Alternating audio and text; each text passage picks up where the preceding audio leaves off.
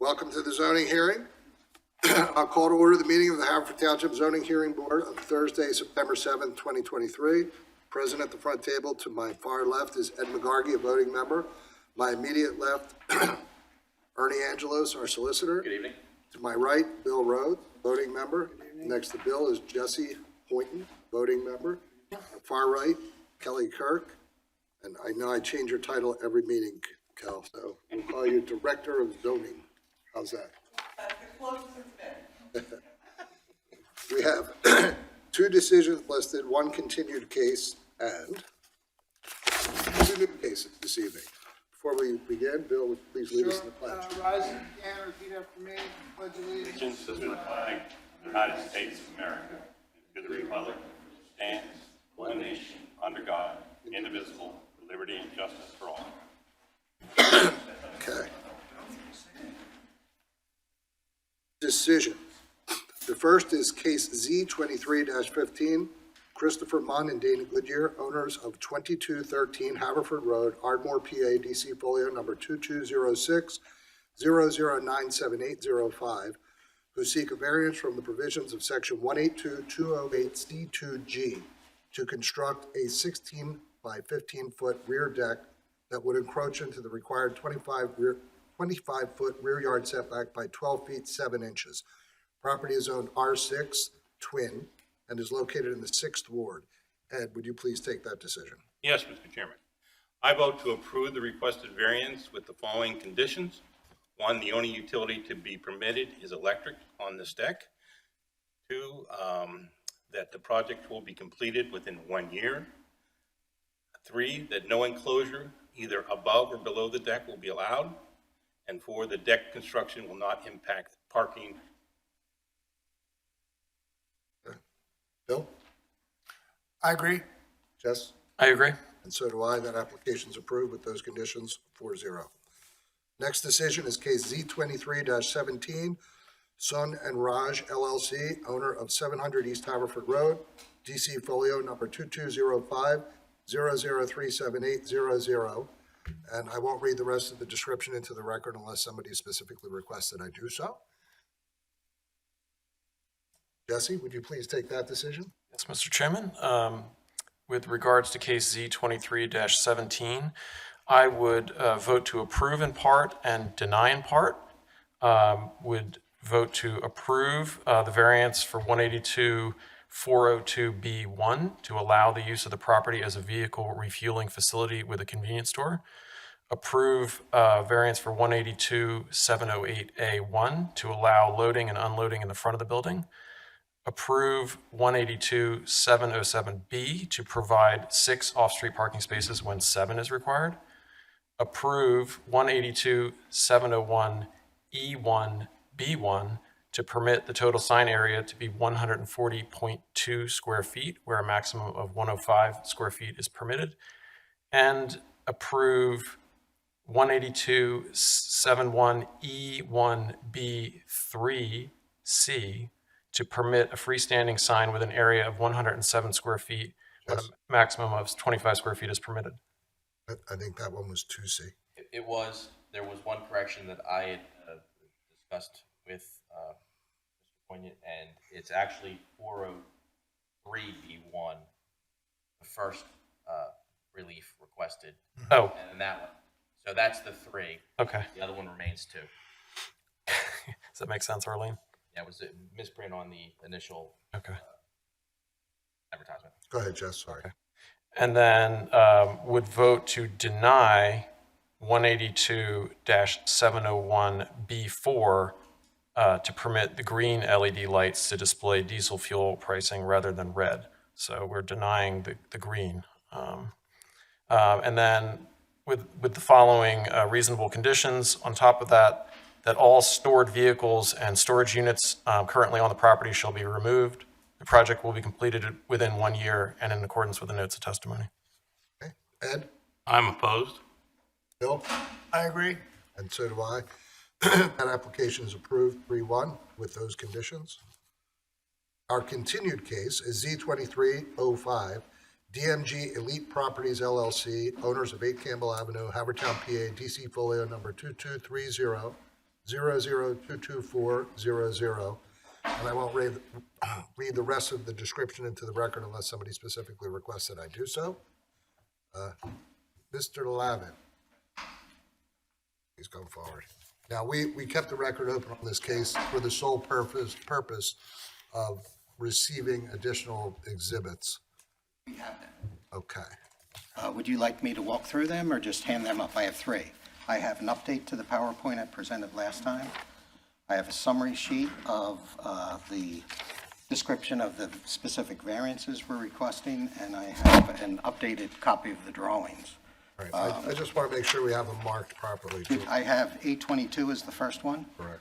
823 would be the updated PowerPoint. 823 is the specific list of variances, and 824 is the updated set of drawings. And I can hand out copies to all of them if you would like. Okay.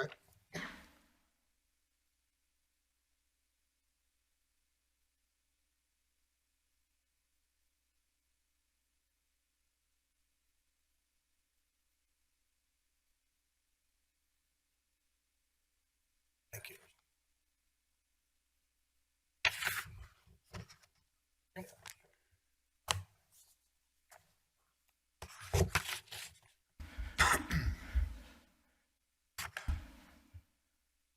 If Okay, you, go ahead, George. let me just walk through this really quickly. The first presentation is an updated copy of the PowerPoint that I presented last time.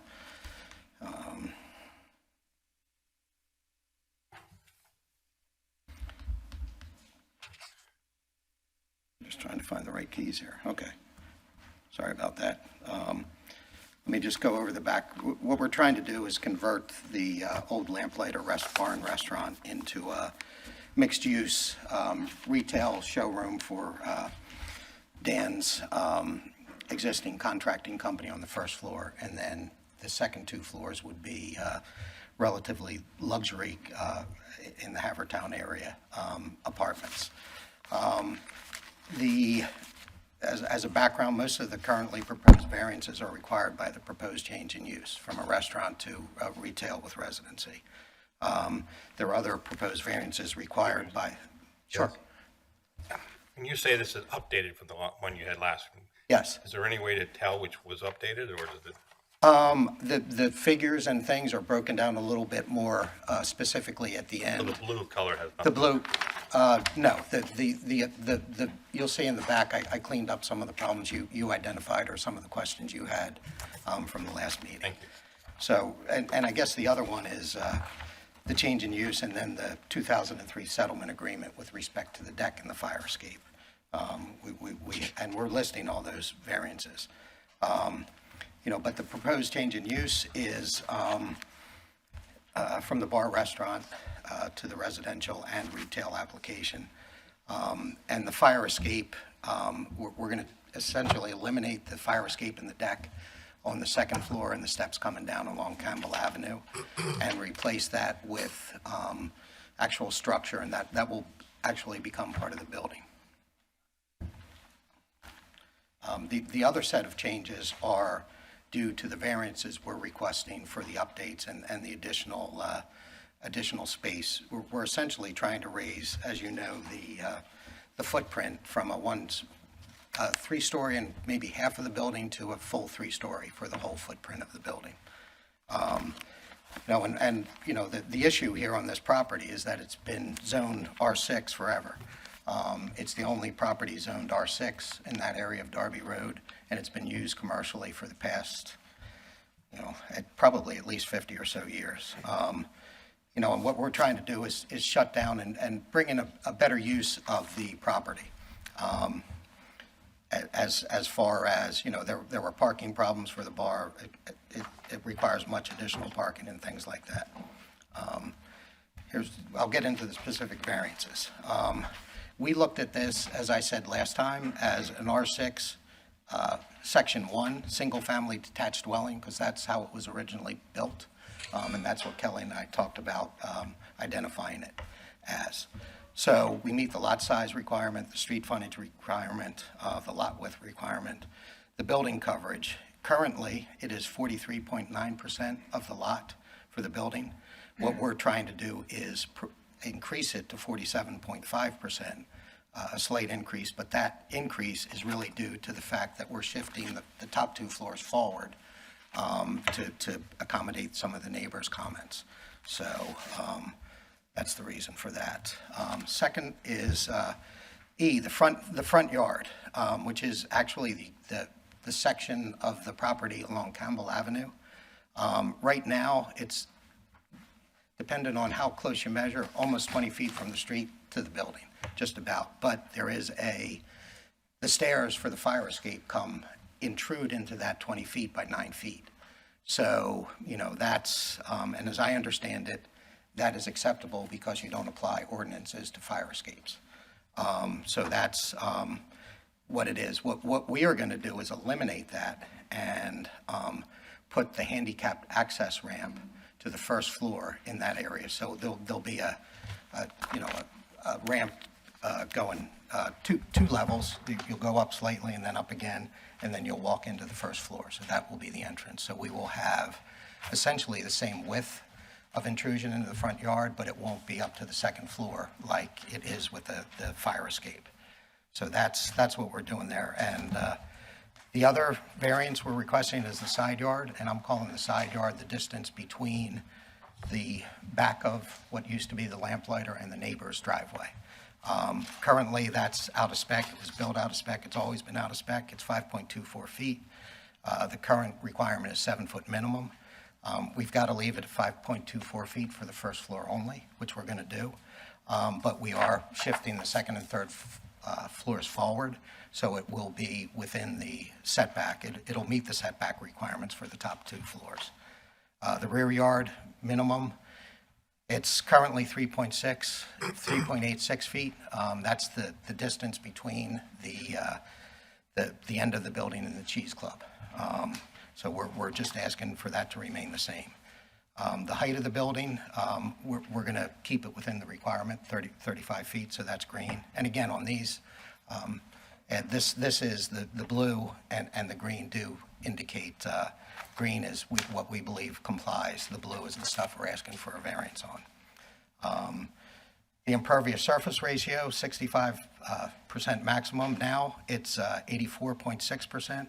We're actually dropping that some. We're slightly reducing that by what we're proposing. So we'll take it from its current requirement of 84.6% down to 83.4%. The bulk variances are on the last page, and this was to clean up some of your questions last time, Ed. What we do is we list the square footage for each floor, and then we add on the deck or the fire escape into that because, that is part of the structure and a substantial part of the structure. So the first column you see there in green is existing.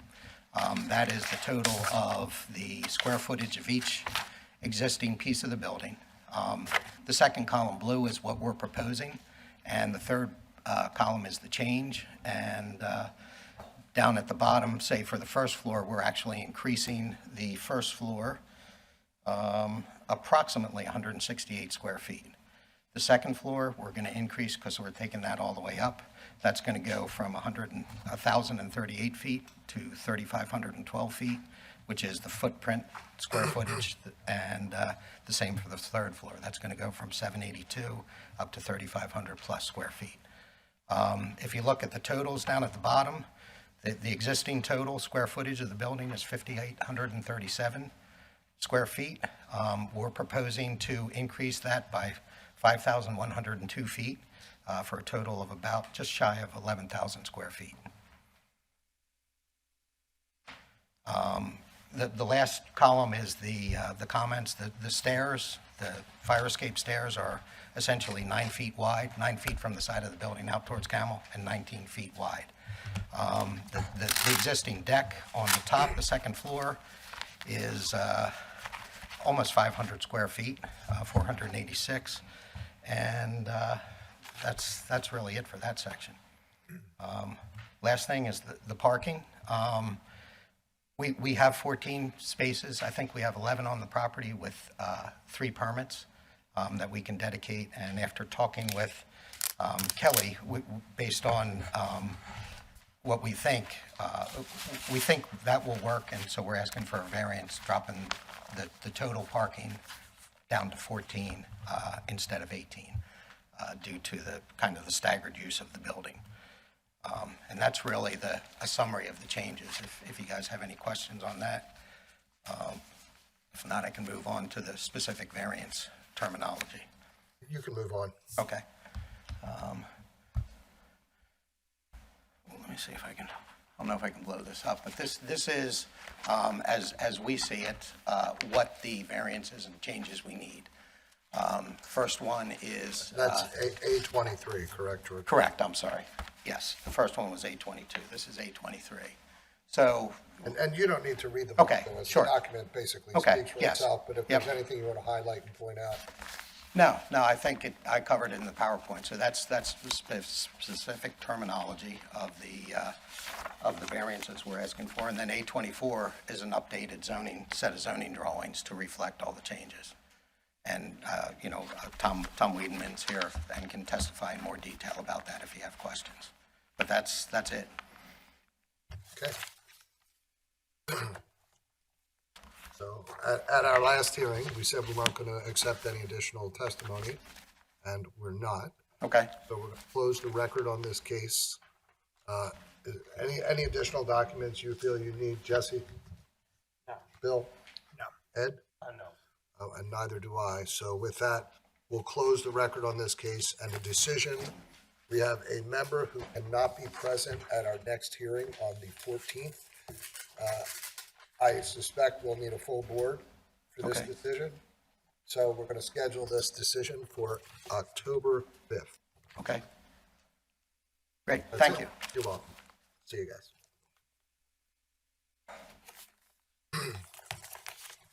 All right, moving right along. Our first new case is Z23-18, Robert and Regina Powers, owners of 2708 Pine Valley Lane, Ardmore, PA, DC folio number 2206-0174800, who seek variances from the provisions of section 182-204C7 to construct a 13-foot by 14-foot addition that will encroach into the required 25-foot rear yard setback by 5 feet. Section 182-204C4 to exceed the maximum building coverage of 20% by 1.91% or 192.4 square feet, and to make a determination that the proposed addition does not constitute the expansion of a structure within an identified floodplain, or in the alternative, a variance from section 182-604F1 to allow an addition within the 100-year floodplain. Property is zoned R2 and located in the 6th Ward. Hello. Hi, good evening. I I need to swear you in. So are you both going to speak tonight? yes, Yes? Ladies first. Please raise your right hand. Do you swear to tell the truth, the whole truth, and nothing but the truth, so help you God? Yes. yes. Ladies first. Your full name and address for the record, please. Regina Powers, 2708 Pine Valley Lane. Thank you, Regina. And now, I need to do you separately. Please raise your right hand. Do you swear to tell the truth, the whole truth, and nothing but the truth, so help you God? Yes. And your full name and address for the record, please. Robert Powers, 2708 Pine Valley Lane, Ardmore. Okay, and you may have heard us referring to exhibit numbers in the prior hearing.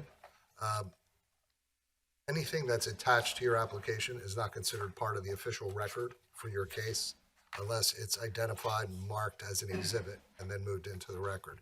So if you took a look at your application, and you may have additional documents as well, you're not restricted to what you did attach to your application. Are there any specific items that you definitely want to refer to tonight? I see there's photographs or plot plan. I assume you're going to want those all Yes, moved into the record. Yes, So please. I'll tell you what, how about if we take a 2-minute recess, and I'm sure Ernie would help you mark your exhibits, and then I could more efficiently move you through the hearing process. So we'll go off the record. We'll resume the meeting. So Robert, I see in your hand, and you too, Regina, documents. Please just read the exhibit number and give a brief description of each for the record. That's called identifying your exhibits for the record. sure. So So A1 is, Exhibit A1 is just a photo of the back of our house. It's the existing conditions. Correct, yeah. Okay, A2, A2 is, again, another picture of the back of the house from a different angle, showing the area that we're looking to build on top of, which is this left portion of the deck. okay. And you'll have an opportunity to whatever presentation you want. We just want to identify the exhibits for the record. So A3 is, And A3 is an 18-page plans for the proposed project. A4, Just three. just three? Okay. Now, This is, that's the 18 page. Yeah. Yes, you know, it's, all the pages. yeah, they're done. Three together as one exhibit. All the pages that are stapled together. So now, please tell us a little bit about what you would like to do and why. Sure. So we're looking for variance so we can build a breakfast nook off of our existing kitchen on top of what you see in the photos as an existing masonry structure.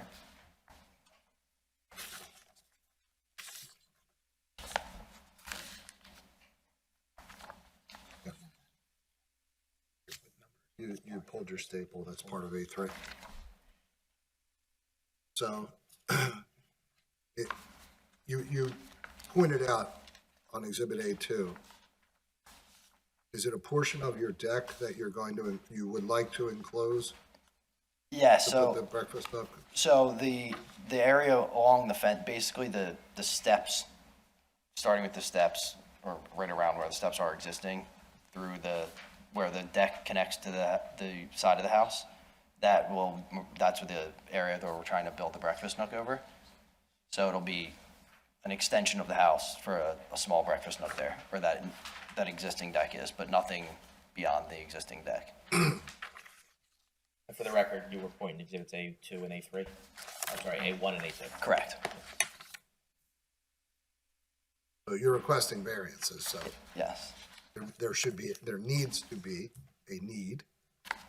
So Why do you need this? the need is the existing deck that we're building over is beyond the setback requirements. So we're seeking a variance to build over the existing setback or encroachment over the setback. I should have said a hardship. So is there some constriction with your present footprint that prevents you from using it? I mean, So yes, do you guys have kids? so that was my next. Yes. So How we many have, children do you have? we have we have a 2.5-year-old and a 1-year-old and one on the way.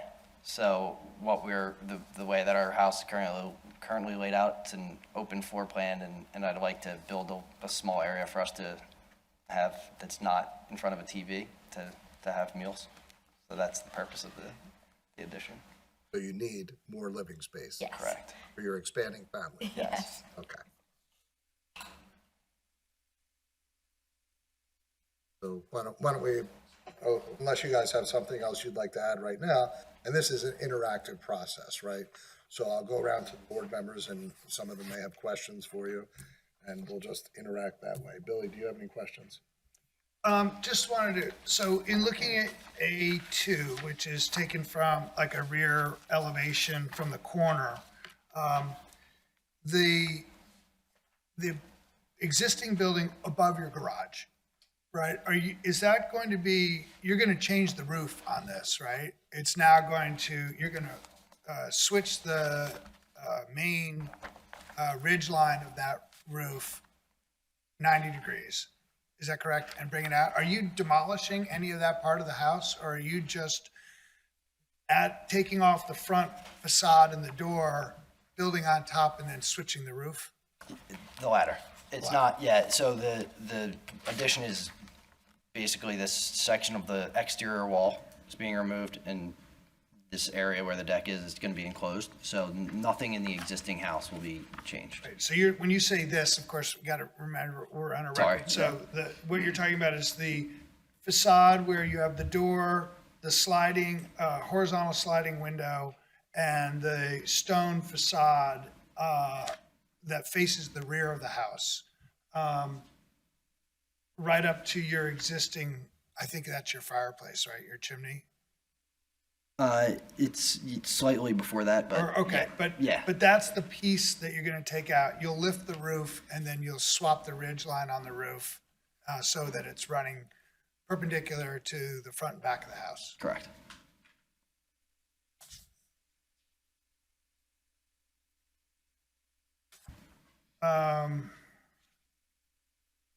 Give me, so you've got, outdoor seating as part of your plan. That's not typically part of, you've said it's for window service. Do you want to, somewhere in this application, I remember seeing it was like window service. Do you want to just talk about that a little bit? Sure. So as you can tell from Exhibit A2 and A1 and A2, the deck itself currently is very large. So we don't use well over half of it when we sit outside pretty often, I guess, when it's nice out. But we thought having additional seating there with like a ledge to put food and drinks would just allow us to maximize the use of the space. And having the window too would help us pass, if he's outside grilling food through to the kitchen instead of walking through the living room with it, was the idea for the window. And the rest of you, so, and just to confirm, the addition and the changes to the roof line, none of that is going to be built outside of the existing floor footprint of the deck. It's really a concrete patio. Correct. Right? Better term than a deck here.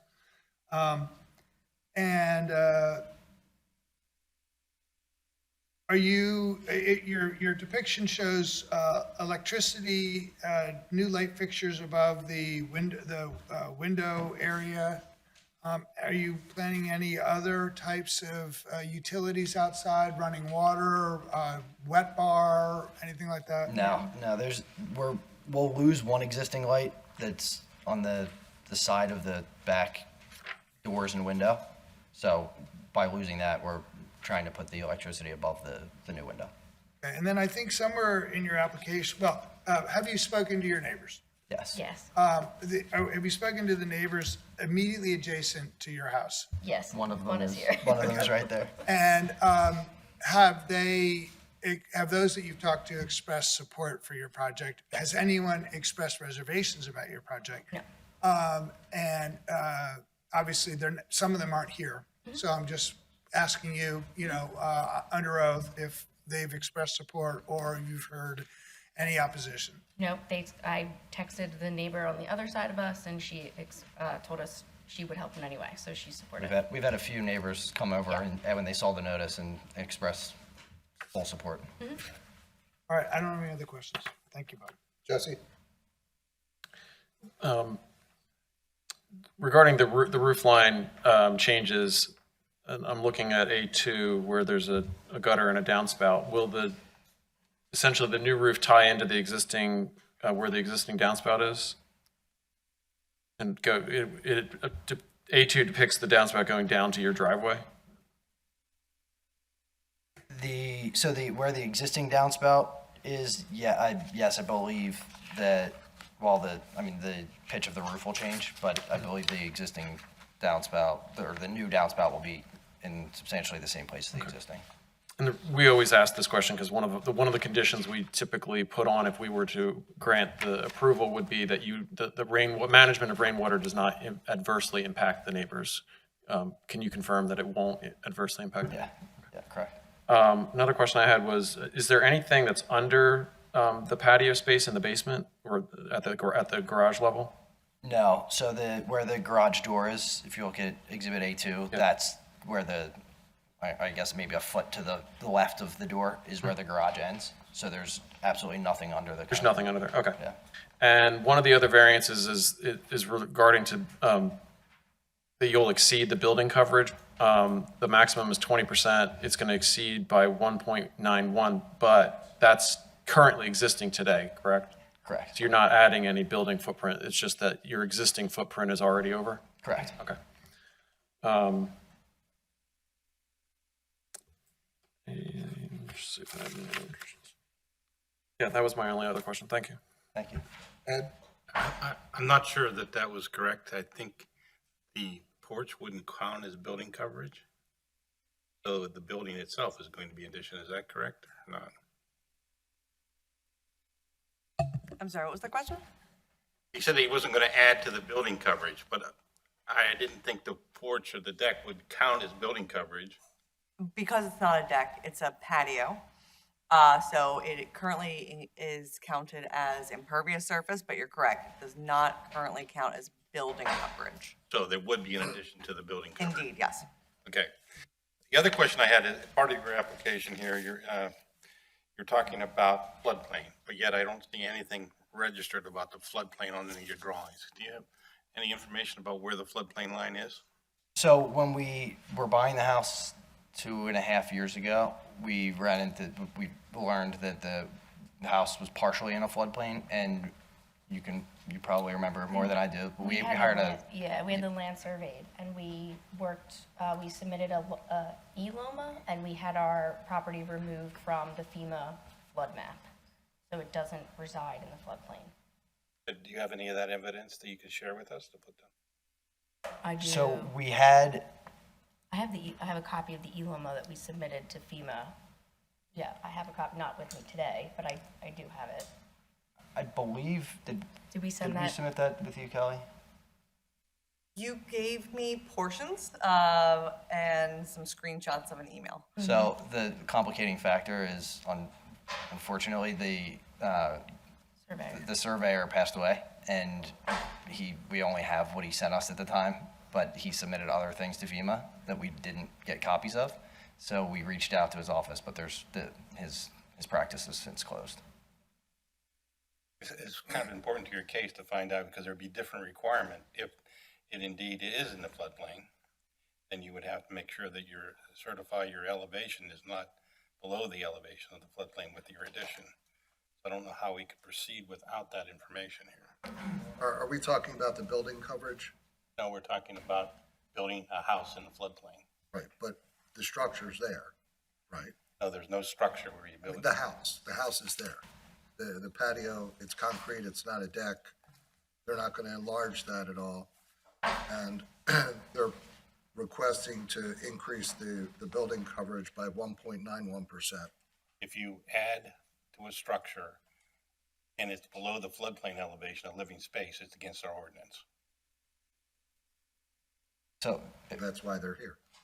if I may, the proposed addition is no lower than the rest of the existing house, and doesn't extend, as you said, any further than the existing deck. We had that storm, I don't know if it affected anyone here, a year or so ago, that was like a generational storm, and the water, so the creek that's behind our house by 100 feet overflowed. The water didn't come within 40 feet of the house, and it slopes up pretty substantially to the house.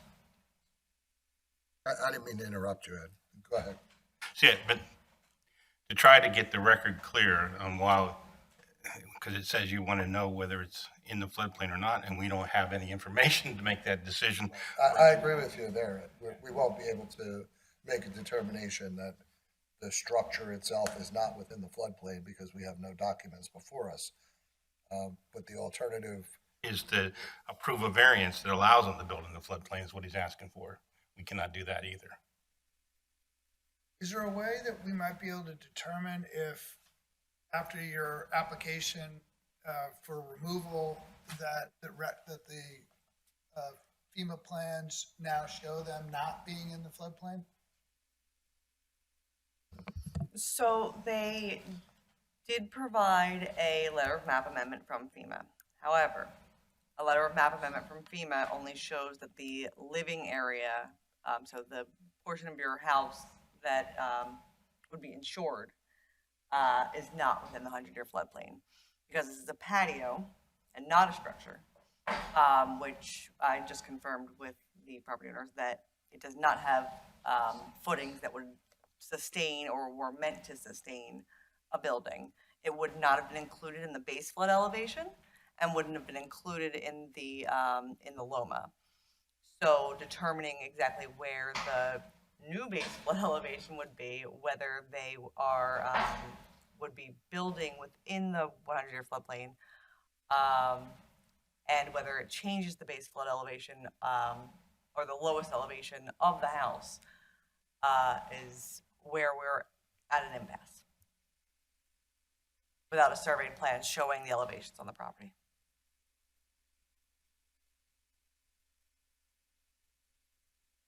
So how difficult do you think it might be, Robert or Regina, to get some evidence to show that the house was removed from the 100-year floodplain? Well, our mortgage company doesn't require us to have flood insurance, which is what they said they would require us to have Yeah. if it was in the floodplain. I'm Is sorry, that Bob. sufficient? So did you provide any documentation to them to, That's what the surveyor that we hired at the time when we were, right before we moved into the house, provided for us. The LOMA, yeah, we provided that. And that satisfied their requirements to not require us to have the flood insurance. Did you discuss with them whether that would change with this addition? No, we've not. No.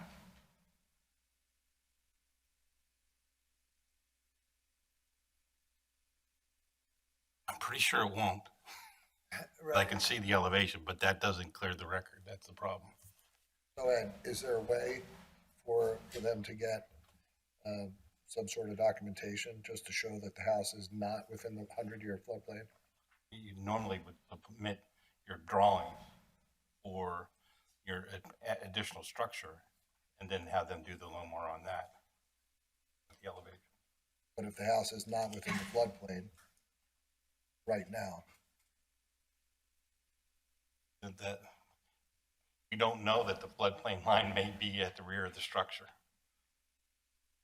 In other words, they're just a foot higher than the structure. So we don't know where the floodplain is. We just know that their house needs floodplain insurance because it's not in the floodplain. And I'm not sure how they gave you that, other than because your garage certainly would probably be below grade.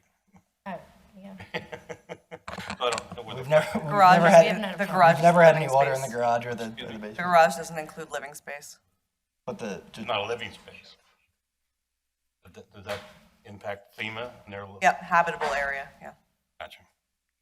Okay.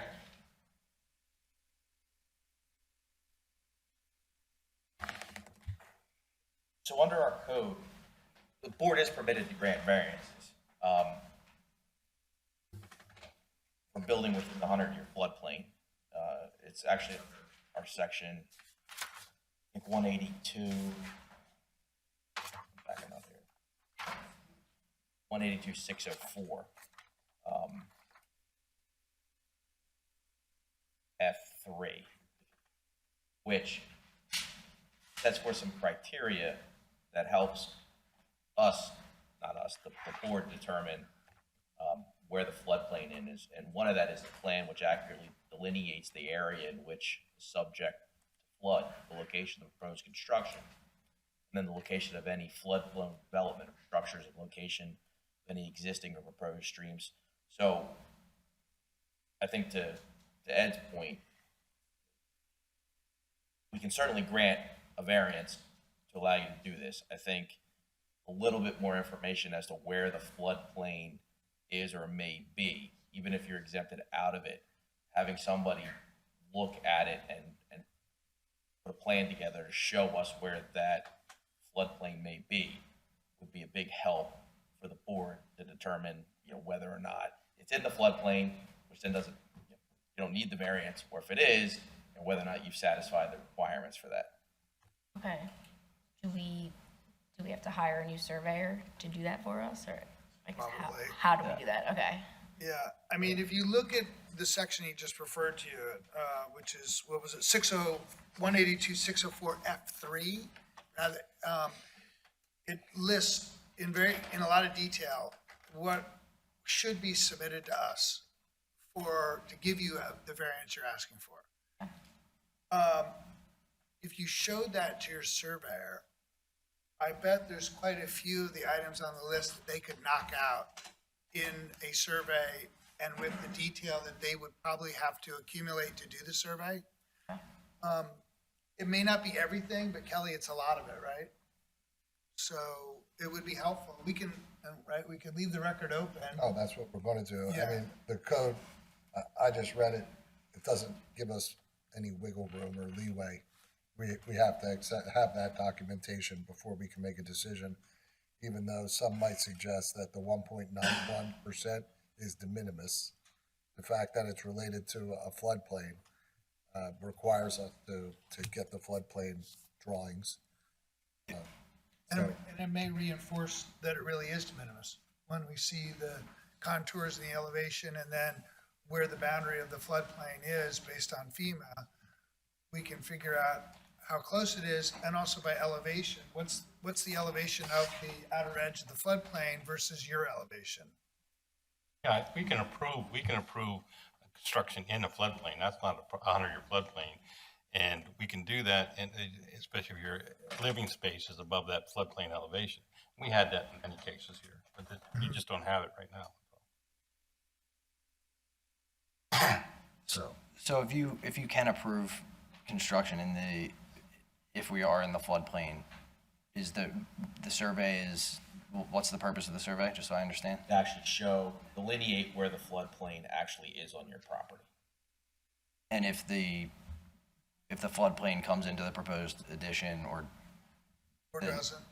doesn't, then Or if it's really 40 feet away, right, which it may well be. But at least there would be these requirements include contour gradients on your property slopes down towards your garage, right?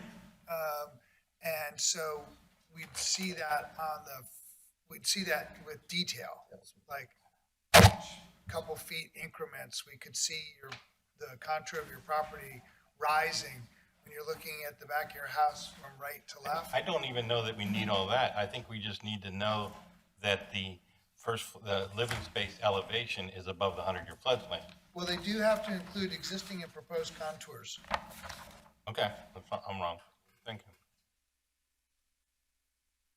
And at the same time, I would correct the plan about the existing building coverage, because the plan you submitted says existing building coverage 2020. That was what, or is that what, and then and then the new addition, is that right? Okay. Is that?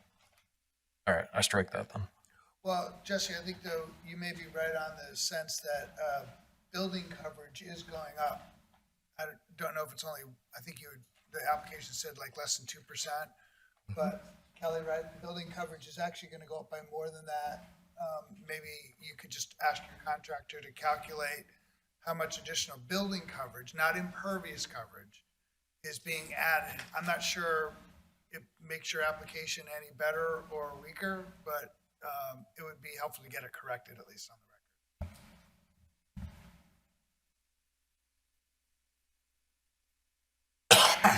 And as you go through the code, if you have any questions, I'm happy to try and point you in the direction that you need to take a look at. appreciate that. Thank you very much. All right. Is there anything else you guys would like to add? Obviously, we're not going to be able to conclude and vote on this case tonight. And I don't know that you'll be able to get a surveyor and have this all done by our next hearing. We'll schedule it for our next hearing to resume. And if you're able to provide the documents, we'll hear your case first, we'll conclude, and we'll vote that night. So, We'll get it done. What was your timing on construction? 2 months ago. That's always the case. Before baby number 3 comes. Yeah. all right. Well, if you can't get a surveyor before our next meeting in 2 weeks, you should let Kelly know. We can just slot you for the meeting after that. We'll try to keep the next meeting that you're ready available for you. Appreciate that. Thank you. All right. I'm going to go through our standard litany since you said some of your neighbors are here. Yes. And we don't want to force them to have to return, right? Just because you're going to have to come hand us a few documents. So you guys can have a seat if you like. And I'll ask if there's anyone present that received certified mail that wishes to testify about this case. Anyone present that received regular mail? Any other residents of Haverford Township? Didn't you say your neighbors are? Come on up.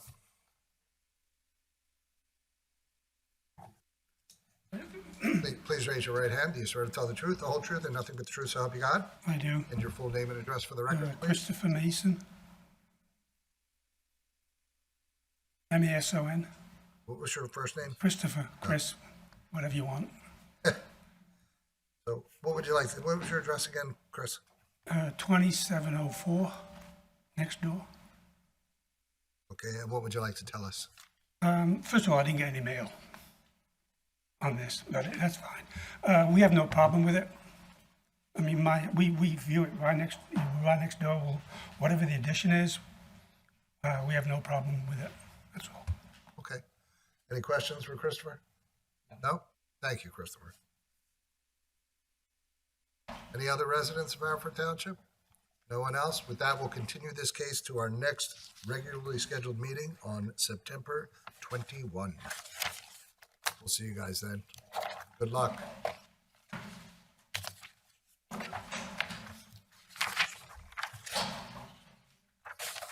Mark, you want a couple minutes to set yourself up? ready. All right, we'll take a 2-minute recess. Off the record. Off the record, Jeff. Resume the hearing. He's in a better spot. He's good. 90 years. All right. Mark, you ready? I am ready, sir. Let's roll. We'll resume the meeting of the Haverford Township Zoning Hearing Board. All right, everyone, please be quiet.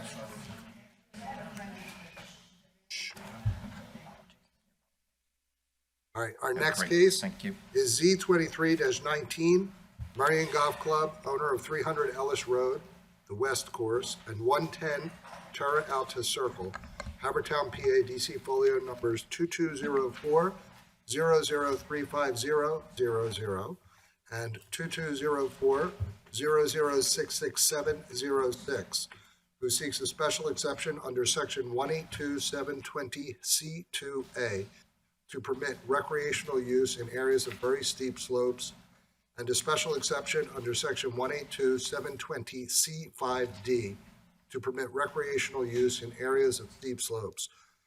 A variance, section 154A11 to permit 18.8% total area of steep slope disturbance and 17.03% total area of very steep slope disturbance, where a maximum of 15% and 5% are permitted under section 154A5 respectively. Applicant also requests the determination that the proposed T area located at 110 Terra Alta Circle in the SRD Special Residential District be used in connection with the West Course hole number 13. The golf course constitutes a permitted use under section 182721B1A, which allows recreational area uses by right.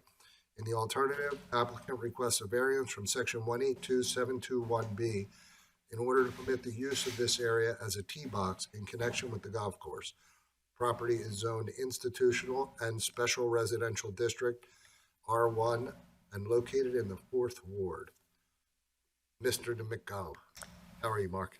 Mr. Chairman, good evening. May it please the board, my name is Mark D'Amico. I am an attorney with an office at 109 Chesley Drive, Media, PA, 19063, and pleased tonight to be representing Marion Golf Club, the fee owner of the property subject of this hearing. I have marked as Exhibit A1 and handed to your solicitor a copy of the 2 deeds as a single exhibit, save a sticky, and did not make those part of the PowerPoint presentation. But we have a PowerPoint presentation with the other exhibits that we will identify and mark shortly.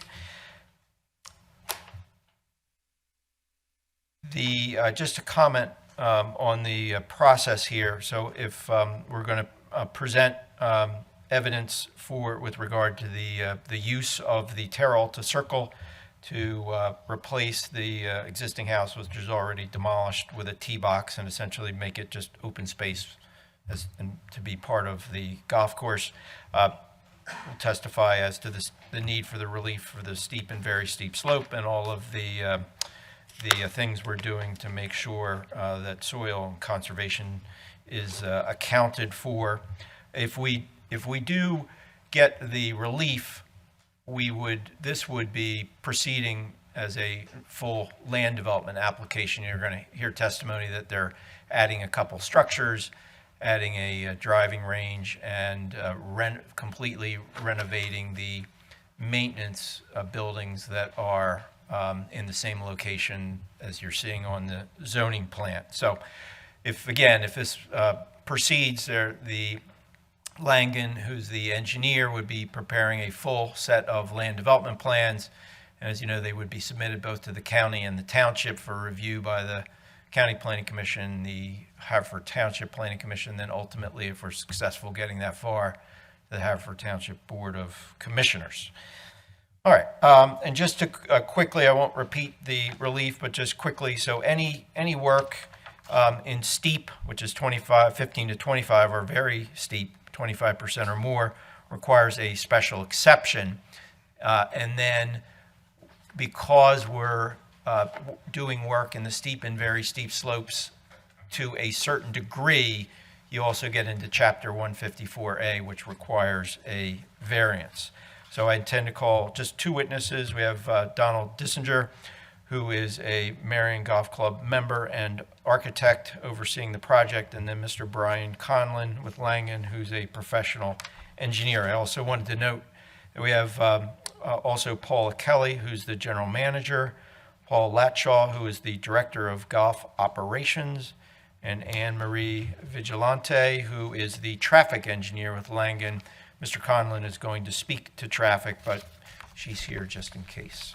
So, and just to comment on the relief, as the board is aware, special exception is not an exception to the zoning ordinance, but a use that is permitted as long as the applicant establishes that it will meet the criteria in the zoning ordinance, which we intend to do. And then also just to comment, the disturbance of steep slopes is a variance, again, just because of the nature of the amount of steep slope disturbance, but it is case law considering it a hybrid variance. It's not necessarily, you don't necessarily have to meet the same standards as you would for a use variance. So with that as background, I also just wanted to note briefly, I think most of the members of the board have been around long enough that you may recall that Marion Golf Club has appeared before this zoning hearing board for this very same issue, steep and very steep slope disturbance for the same west course, just for a more discrete project for the sixth hole at the corner of the property. That was back in 2008, and the board graciously granted that relief, and that work was done. And then in March of 2009, for the East Course, the golf course maintenance facility that was renovated at that time required relief for steep slope disturbance. And then also, more recently, the zoning hearing board granted relief for the complete renovation of the East Course in 2017, which required the club to obtain grading permits and an NPDES permit. That work was performed by the club successfully and without any soil or erosion control problems, with no adverse effect to the neighboring properties. So that is background. Mr. Dissinger, be my first witness. Don, you want to come on up?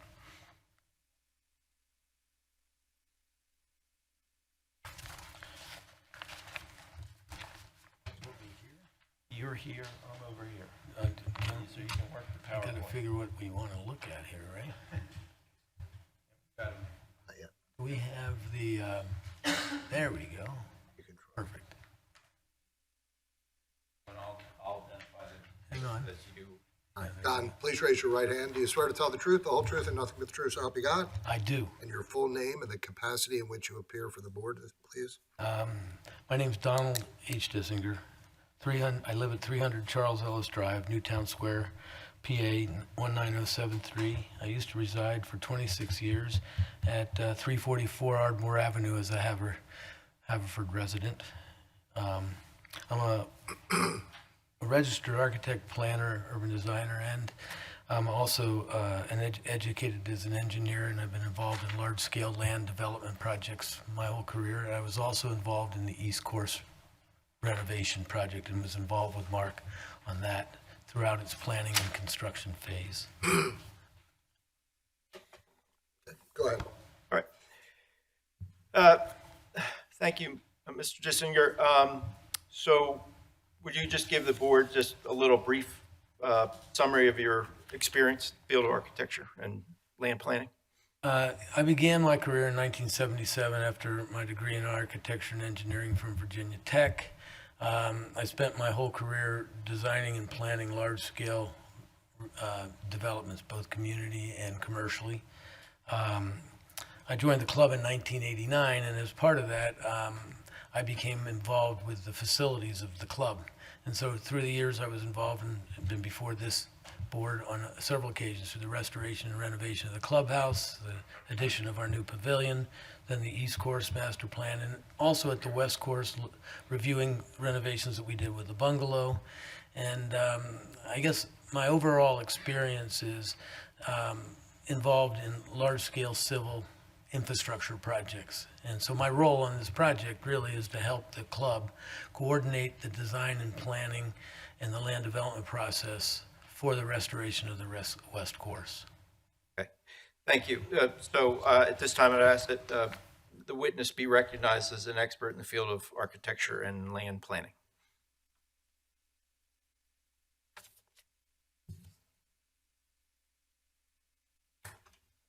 Mark, do you want to just ask him briefly about licensing? Is he licensed in the state of Pennsylvania? Yes, I'm licensed in the state of Pennsylvania, New York, New Jersey, Florida, South Carolina, Georgia, Utah.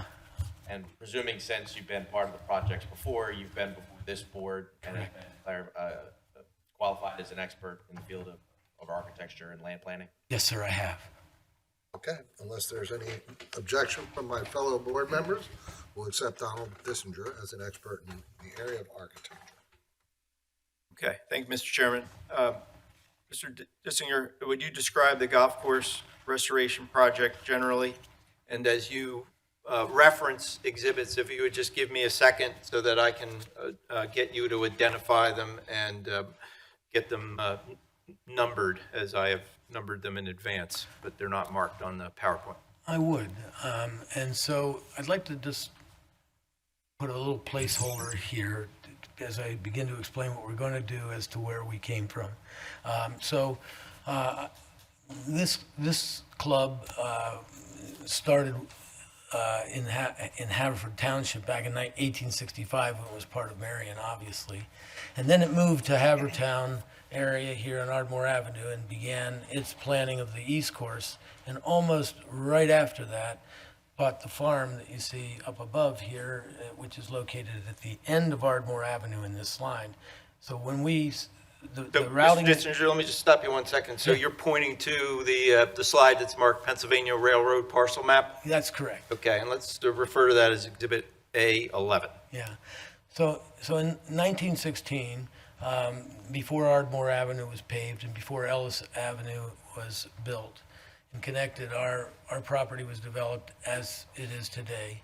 And then subsequently, the club began pursuing tournaments on the East Course, and essentially the West Course has stayed pretty much as it is today for the same amount of time. And what we've begun to realize is that the course needs a similar reconditioning that the East Course did 100 years later, and we're now 100 years later with this course. And so that's really the premise of this project, which is creating the series of projects that we're going to present tonight. And when we first opened, the historic bungalow, which was our starter's shed, was only accessible by wagons. And so now we live in a community where the community has grown around us, and we've figured out how to manage our property and come into between 450 Ardmore Avenue in here. So essentially, the West Course has been a second course for the club. Our membership remains the same, and we have two 18-hole courses with about 450 to 500 active golfing members. So that's kind of the premise of what we're going to propose tonight, is based on those statistics. So the projects that we're thinking of now, as we jump to the, I might just, if everybody can see this, why don't we just put this up? I think this exhibit really helps us understand what's going on. Okay, and that's the, been marked as Exhibit A2, and that's the Langen zoning plan. Correct.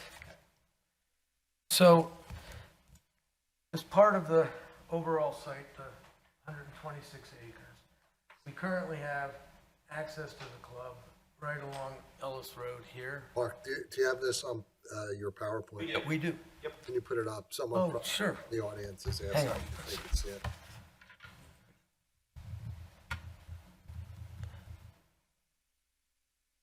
One more, there you go. Yeah, there we are. Do I need to point there? Wait right there. Okay. So, current access, as everyone knows, is the intersection of Ardmore and Ellis. The parking lot is literally in the same plane as as Ellis Road. So all the members at this current intersection park in this location as well as employees to access the existing bungalow and play the course. Can you just speak a little louder? Sure. You're too far from the mic for it to pick you up. I'll work with that. Thank you, sir. So the idea right now is that we are going to begin to we are going to relocate to our existing maintenance drive and create a central parking area and bring all the members from the corner of Ellis Road to a parking facility in the center of the property. That parking lot is going to be enlarged to accommodate more cars, including employees that work in and around the center of the golf operations. So essentially, we're moving starting from the intersection of Ellis to the middle of the golf course and locating all of the property's activities for starting and managing the golf events to the middle of the property. At the same time, we're going to create a driving range to allow warm-up to occur here to discourage travel between Marion's driving range located on College Avenue and consolidate all of the golf activities in one location. And what will become of the parking lot that runs along Ellis Road? Ultimately, the goal of the parking lot is to create a buffer and a single entrance in for employees and access to service only, and not to park members, and to eliminate the grade connections between Ellis Road and the parking area. And the parking area will be downsized to just employees and service access. The service access is created for the existing maintenance facility that's currently there, so we will still access the maintenance facility, which will be improved. And the maintenance facility is going to be improved because the existing buildings there are no longer functional. They're in disrepair, and the goal is to create a code-compliant maintenance building that serves our employees.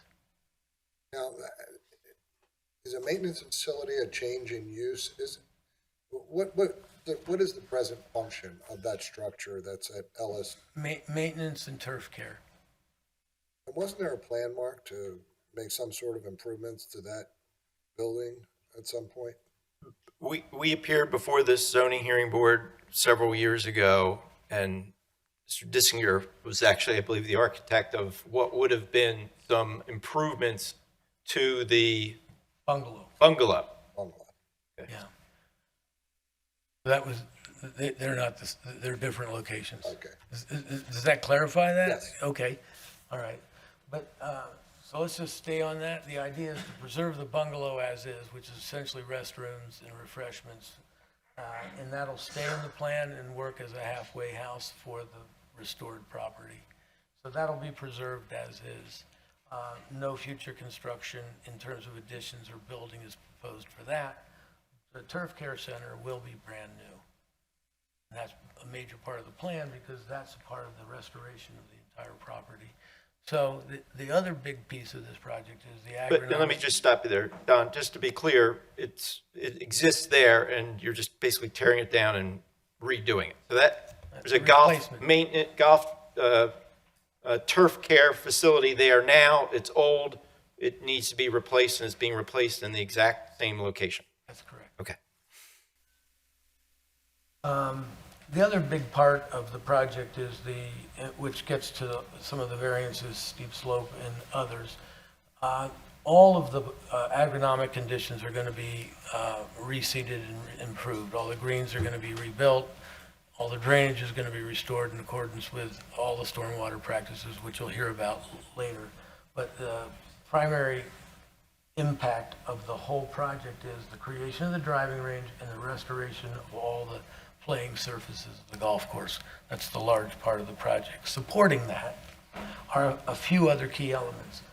A golf operations center, which houses the starter, and it's where you check in to play. It's also an area where you take lessons. If you want to take lessons, junior golf will be in this location here. And then a small member facility, kind of replacing the function of the bungalow in the center of the property for restrooms, cart storage, and member services after and before golf. Our primary clubhouse remains at 450, so this is essentially just a service building for play on the golf course at the time. So the hours of operation of that facility would be consistent with normal golfing hours. Essentially the same as they are today. Yeah, dusk.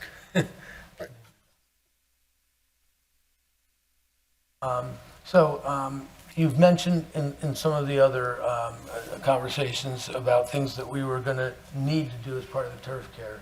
So there are two other major points that we want to point out. There's an existing lake, a reservoir, which is very shallow within a dam that goes along Darby Creek here.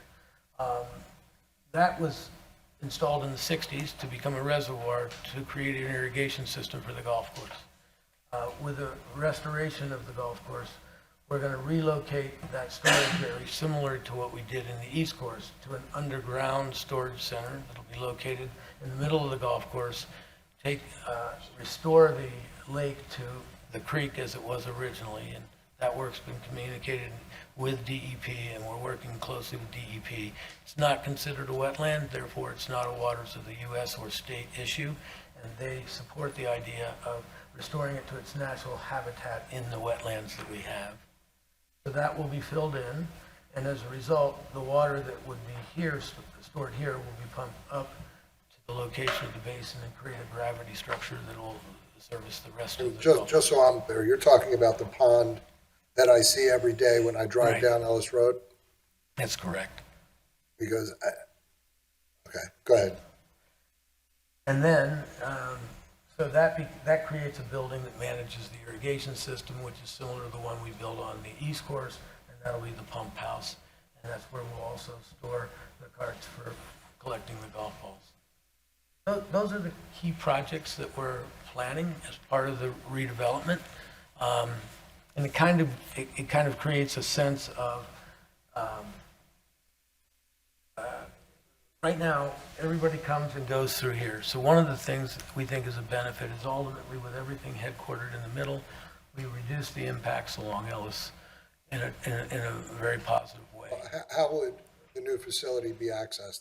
Please speak into the microphone, Don. Sure. So everyone So can hear. we have an existing, so as you go towards as you drive down Ellis, at the bottom of the first turn there is a access point where we bring all of our vehicles in to service the property. And so that gate gets built as a main entrance, and we'll bring everybody in through there at that point.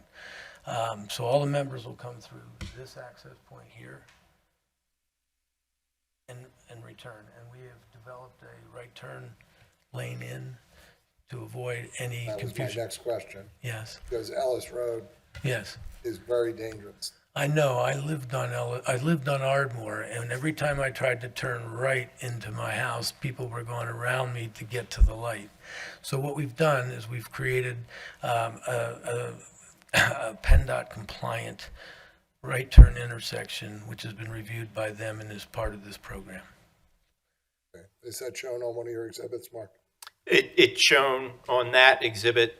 There's probably a blow up that Mr. Conlon, when he testifies, I intend to ask him some more questions about, to give you all a little more about the background of what has been done with regard to traffic. You know. Good. Mr. Dissinger, would you comment, one of the projects that you did not mention, I don't believe, was the proposal for a new T on the Terra Alta Circle property. Would you identify that area and then explain the benefits of that project?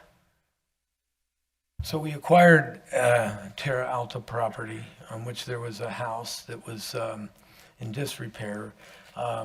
We plan to add additional tee ground on that property to create more teeing surface for that hole. That hole is in a location in the corner of our property with a lot of slopes, and that gives us a landing pad at the top of the hill there to create an additional tee box just over the boundary line.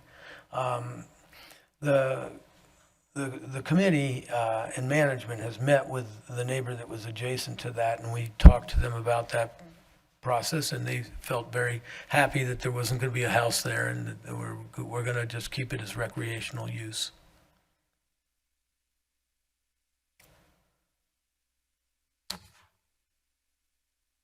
Right. Okay, I think you've hit. So, Mr. Dissinger, based on your experience and all the operational and other details to which you've testified, do you have an opinion as to whether the proposed renovation work will have any adverse effect on the health, safety, or the general welfare of the residents of Haverford Township? There shall be no adverse impact. And if the board was to grant the relief, would you maybe expand a little bit on what I said earlier in terms of the timing of the work and the permitting? We would file our land development process this year so that we could have the time to work through all the issues in the land development process. We're already working with DEP. We've got all the major agencies involved, as we would have the Delaware River Basin Commission. And so we're thinking all this lines up for a submittal this year and then reviews during next year. And if there's timely approval of that, we would begin some of the irrigation work potentially the end of 2024. That's our strategy, and potentially build the golf course out sometime in 2025. I think if all things move in that direction, that would allow us to be complete prior to the 2026 amateur that's going to be hosted at Marion, so that these facilities would be in place for the competitors during that tournament. Okay, thank you. Mr. Chairman, that's all the questions I have for this witness. Any questions? Bill? Jesse? At the intersection of Ellis and Ardmore, you described in words that existing parking would be reduced. Could you show us the reduction on a plan? Proposed I'm reduction? not sure if, Brian, do you have that? It's not on that plan, but we can submit that. That's not in any of these packets? No, it's not. That's an ultimate condition. That was my only question. I actually had one question, but I don't know really, maybe Mark, it's more for you, to be honest. The 110 Terra Alta property, at some point during land development, are you planning to consolidate that lot into this one, into the rest of the course? Yes, yep, that will be reverse subdivided. Yeah. Yep, so it'll be a little quirky in that piece of property the zoning won't change by reverse subdividing it, but it is the intention in land development to Z that out, and it will be consolidated legally. As part of the land development set would be a reverse subdivision plan, would be one of the sheets on the plan set.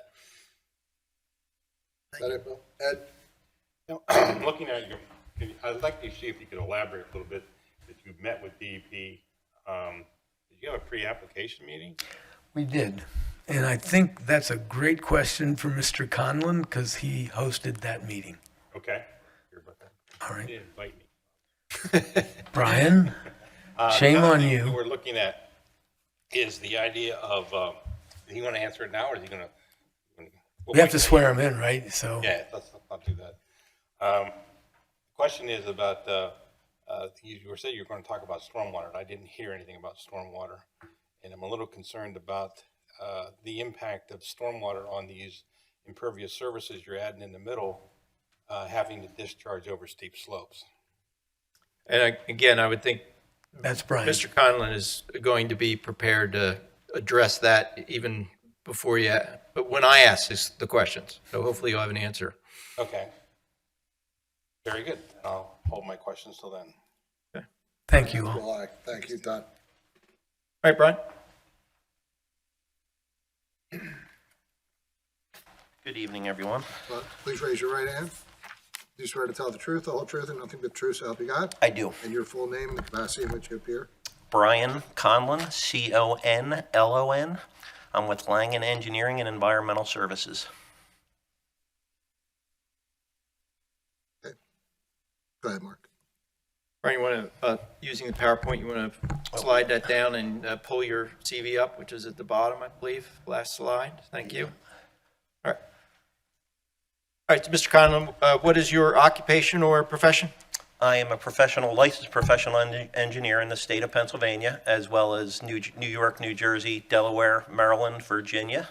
I'm not West Virginia anymore. I'm with Langen Engineering, as I mentioned. I'm an associate principal. I've been with Langen 25 years as of May 18th of this year, and I've been licensed in Pennsylvania since 2003, so over 20 years now. Okay, and let's refer to the PowerPoint slide as Exhibit A12.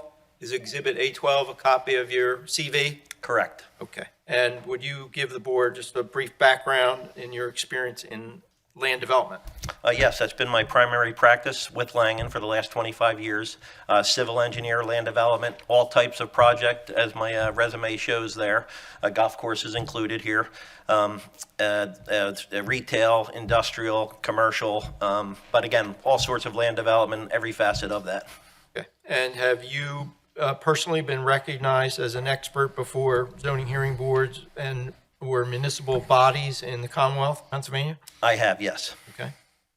All right, and anywhere in particular you want to name a couple? I haven't been before you folks yet, but I have been Upper Darby, your neighbors, a couple times. Newtown, Ben Salem, the list goes on and on. But I would say at least 30 to 50 municipalities. Okay. At this point, I'd ask the board to consider accepting Mr. Conlon as an expert in the field of site design and land development. Hold on.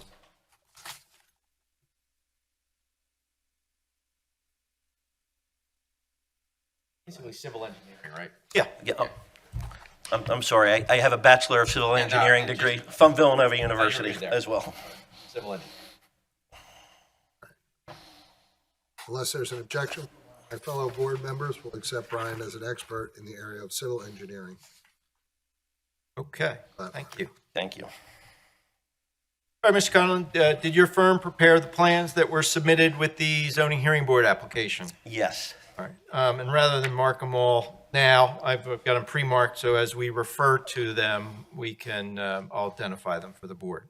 All right, would you describe the existing conditions of the property? Yes, and I do have EX1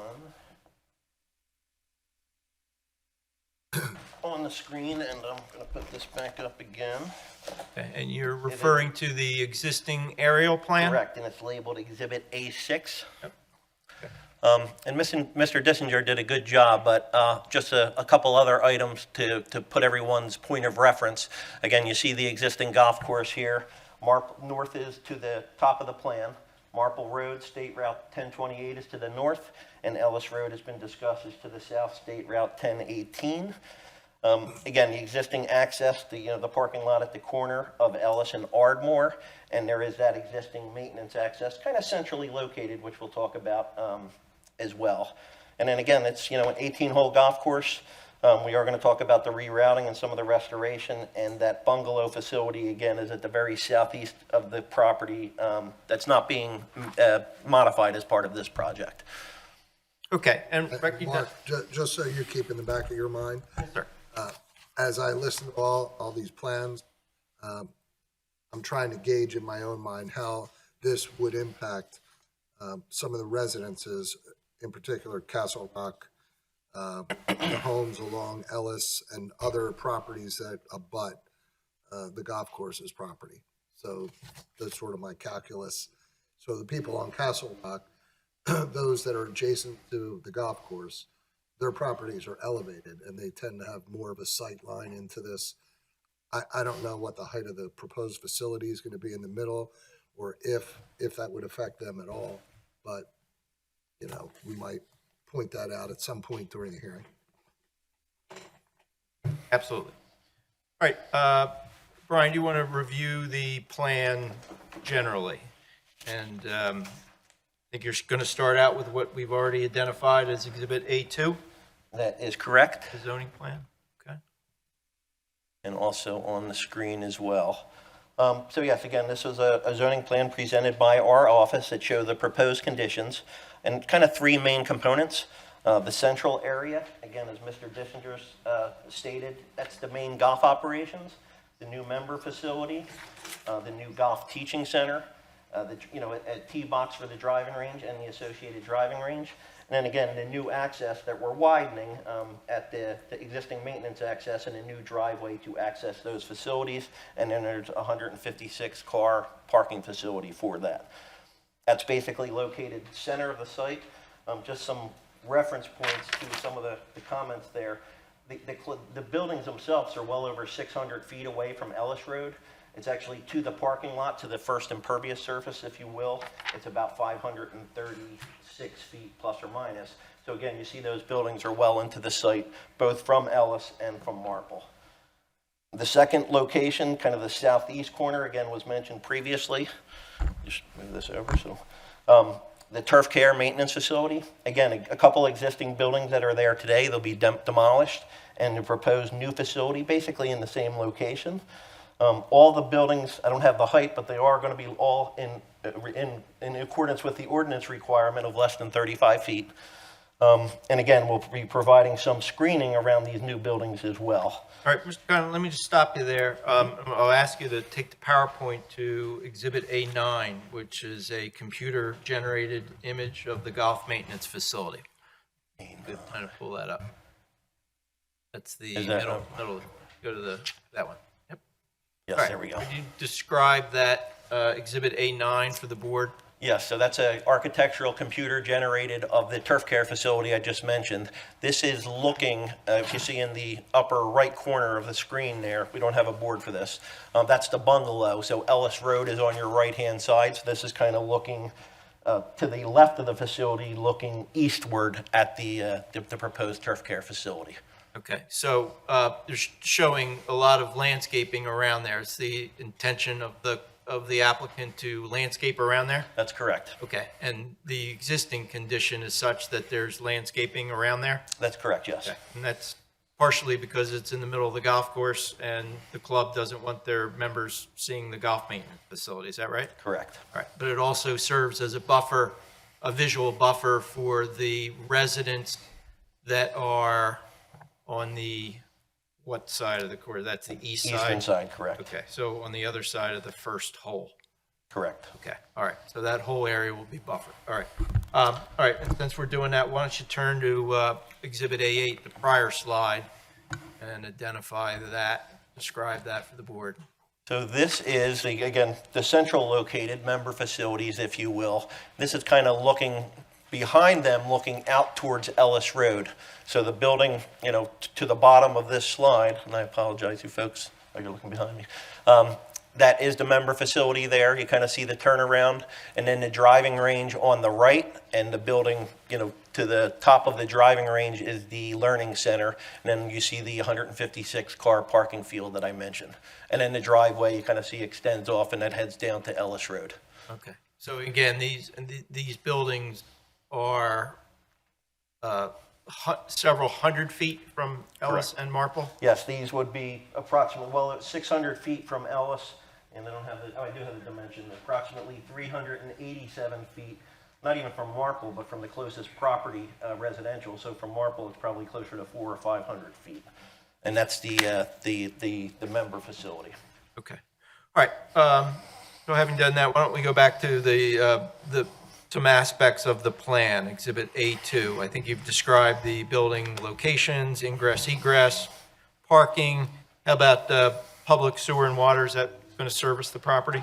Yeah, we have reached out to both Aqua and the township, for the new buildings, we will be asking for public water and sewer. Okay. How about stormwater improvements? And I don't know if we need to move to another exhibit, but if you could explain what the stormwater requirements are and whether the club intends to meet them. That's correct, yes. So we are obviously adding new impervious surfaces with the new buildings. So we have every intention of during our land development process of meeting the township requirements, which are strict. So, they'll both be water quality, water quantity, and there are rate reductions that the township requires. And in addition, we're going to have an MPDS permit that'll be required. So we're going to be meeting the state requirements inherently with the township requirements. We're still in our design process for land development, assuming we get our approvals for the variances we're seeking.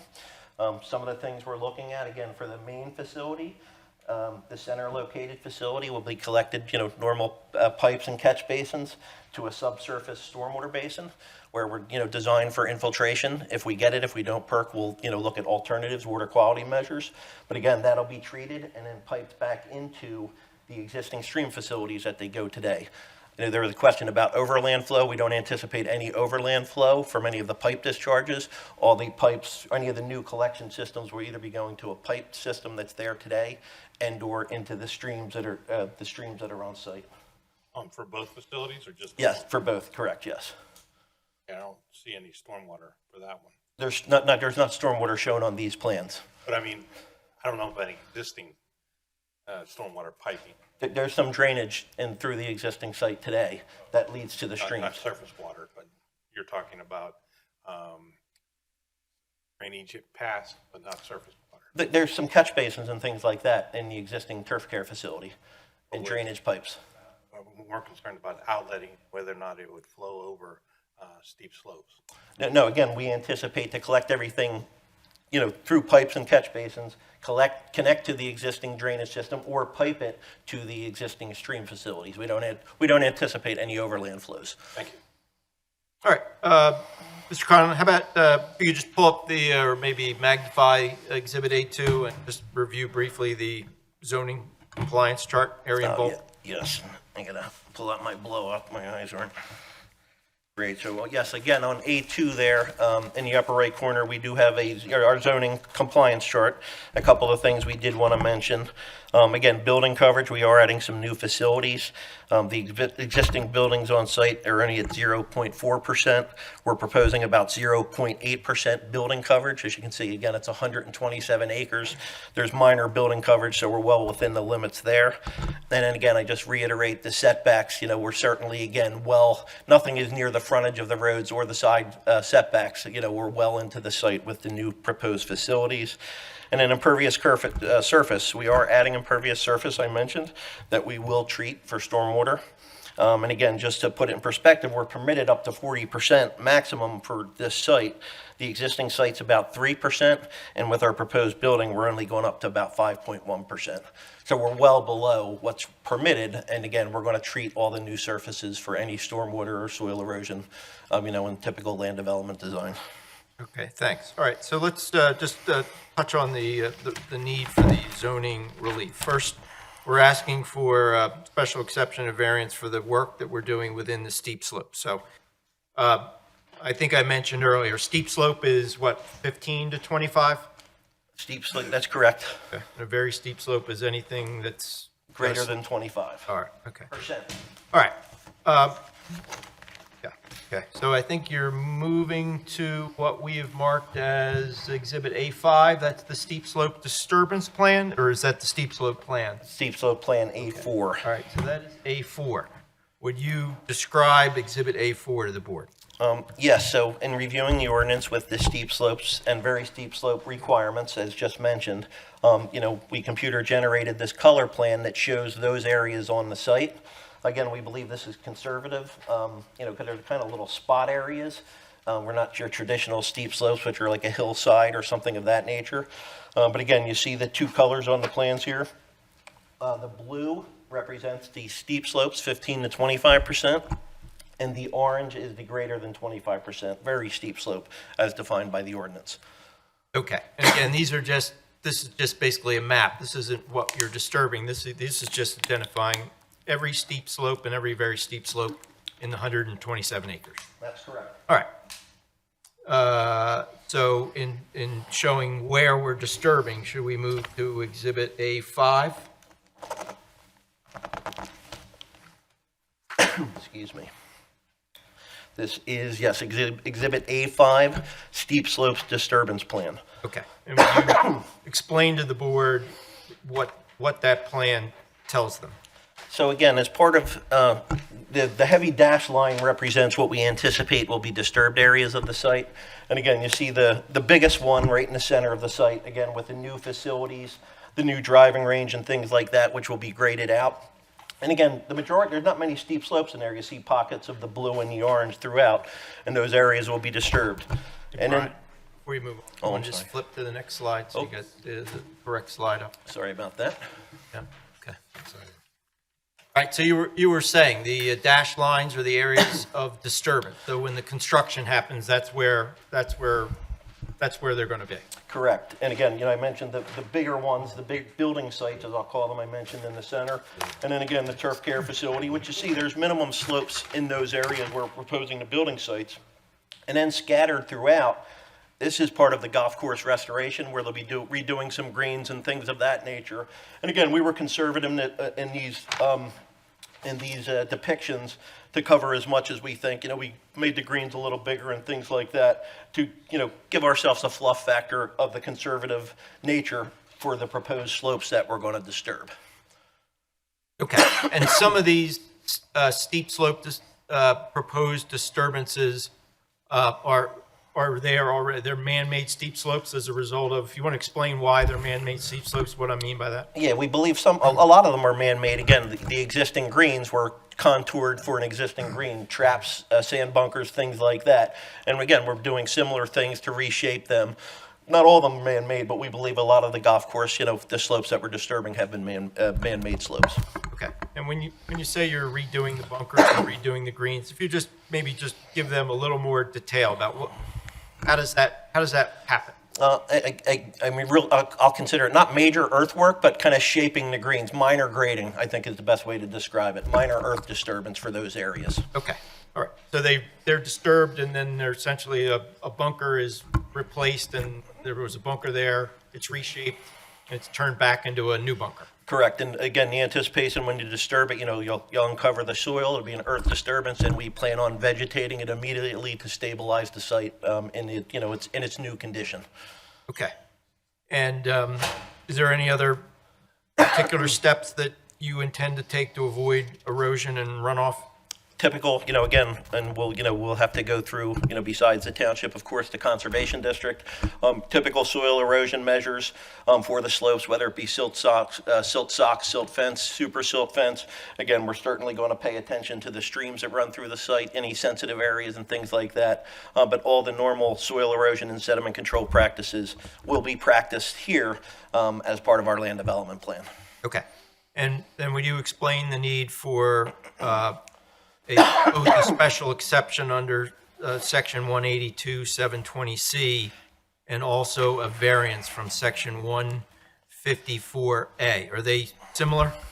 Yeah, they're both related to steep slopes. The special exception is for the use, basically the use, what's permitted in the steep slope areas. And again, where the recreation uses as the golf course is, so that's permitted, but by special exception. Okay, but it's the same objective, to prevent harmful land disturbances? Correct. Okay, all right.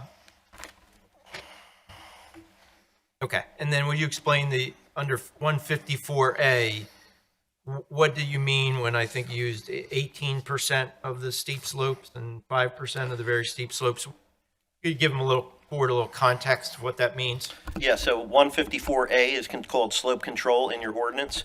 And again, broken down by steep slope or very steep slope, they give you a permissible area that you can disturb. The area for steep slopes is a 15% of the overall steep slope area. We are proposing a little bit above that of 18.8, call it 19% above the 15. Excuse me. And in a very steep slope area, the ordinance permits up to 5% maximum, and we're proposing 17% of those areas on the site. All right. And in terms of your design, have you attempted to design this to seek the minimum disturbance in order to accommodate the proposed renovations as dictated by the client? Correct, yes. Okay, all right, and let's just review, well, let me ask you, have you reviewed the standards for special exceptions and the standards for variance at section 182, 1004, A1, A through E? I have. All right, and do you believe those standards are met where relevant? We do, yes, I do. So one of the standards in particular for special exception, give me 1 second here to find it. Talks about the suitability of the proposed location of an industrial or commercial use, which this is not, but with respect to the probable effects on highway traffic in order to protect major streets from undue congestion and hazard. So let's assume that that section is applicable. We just expand upon what Mr. Dissinger said in terms of how you've approached the traffic safety and what your intentions are for the driveway. New exhibit, which kind of shows the best blow-up area of that, excuse me, which is exhibit A3. Okay. Can't read this, hold on. Okay, here we go on the screen. So this is a blow-up of that zoning plan I previously had on the screen. And again, this shows, as best you can see, the proposed new access, or modified access, I should say, and it does show the right turn lane there with taper that we were proposing that Mr. Dissinger mentioned. Okay. And why don't you tell the board a little bit about what you've done from a traffic perspective and what conversations, if any, you have had with PennDOT? So we have submitted a scoping application to PennDOT thus far. We have received our comments back. I believe Ms. Kirk was copied on that from PennDOT of the responses. And again, it's the first step as part of an HOP process, a highway occupancy plan process, permitting process. They had comments, nothing that we can't overcome. We have to show warrant analysis for the turn lane. They did comment that it would be a low-volume driveway that doesn't require a traffic impact study or a traffic impact assessment, and that's based on the ITE, Institute of Transportation Engineers, criteria for a golf course, which we submitted. We've also done our own counts of the Ellis Road and the intersection of the parking, the existing parking lot and the driveway, and two other intersections there. And again, they were done in May, a Saturday in May and a Tuesday in May. And they showed less trips than what we submitted to PennDOT as part of the ITE standard for golf courses. So we think, our PennDOT was a conservative number of trips that are anticipated here. And again, their response thus far has been they don't believe the need for a TIS or a TIA. They consider it a low volume driveway. But we will also work with your traffic engineer during land development process for whatever traffic study they may require. What's a TIS? A transportation impact study, or traffic impact study. So on the proposed right turn queue, or Yes. whatever you want to call it, how many cars will that? I'm sorry, go ahead. Go ahead. It's a 100-foot turn lane. I mean, I would assume, we haven't done, a car analysis or a turn warrant analysis, which PennDOT asked us to do as part of our HOP permitting process. But I would say that would fit easily 4 to 5 cars in that stacking lane there. And then there's a 50-foot taper into that lane as currently drawn. Again, that may change during the permitting process with PennDOT.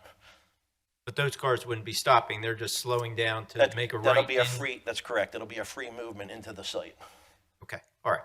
So based on what you've testified in terms of where the members park now and where this driveway is proposed to be situated, do you view that as an upgrade in terms of traffic safety? The existing driveway is, as mentioned, it's wide open. There's no curb definition. People can come in all over the place there. This is certainly making a much more defined driveway. Obviously, it'll be designed in accordance with PennDOT standards as well. And then, of course, the traffic engineer from the township, whatever comments they might have. So he didn't answer your question, So which is good, because I have my own preconception of what the answer would be. Would you, Adams, do you want to Hey, repeat? I'm sorry. If you drive down Ellis from the existing parking lot, Yeah. and just put an orange stake where the driveway is for the maintenance facility, it creeps up on you when you come around a turn there. And people tend to go faster than the speed limit, especially considering it's a downhill drive. Yeah. So, but I'd like to see the queue. I may actually ask you to stake it out so we could drive by and just see where the queue would begin, because I told you at the outset of this, I'm concerned. And I can add too, like PennDOT did comment on site distance, which might be one of the comments there, and that's certainly something that we're going to have to comply with. And we already know there will be some limbing trees and things like that to make sure it's certainly a safe condition. Okay. All right.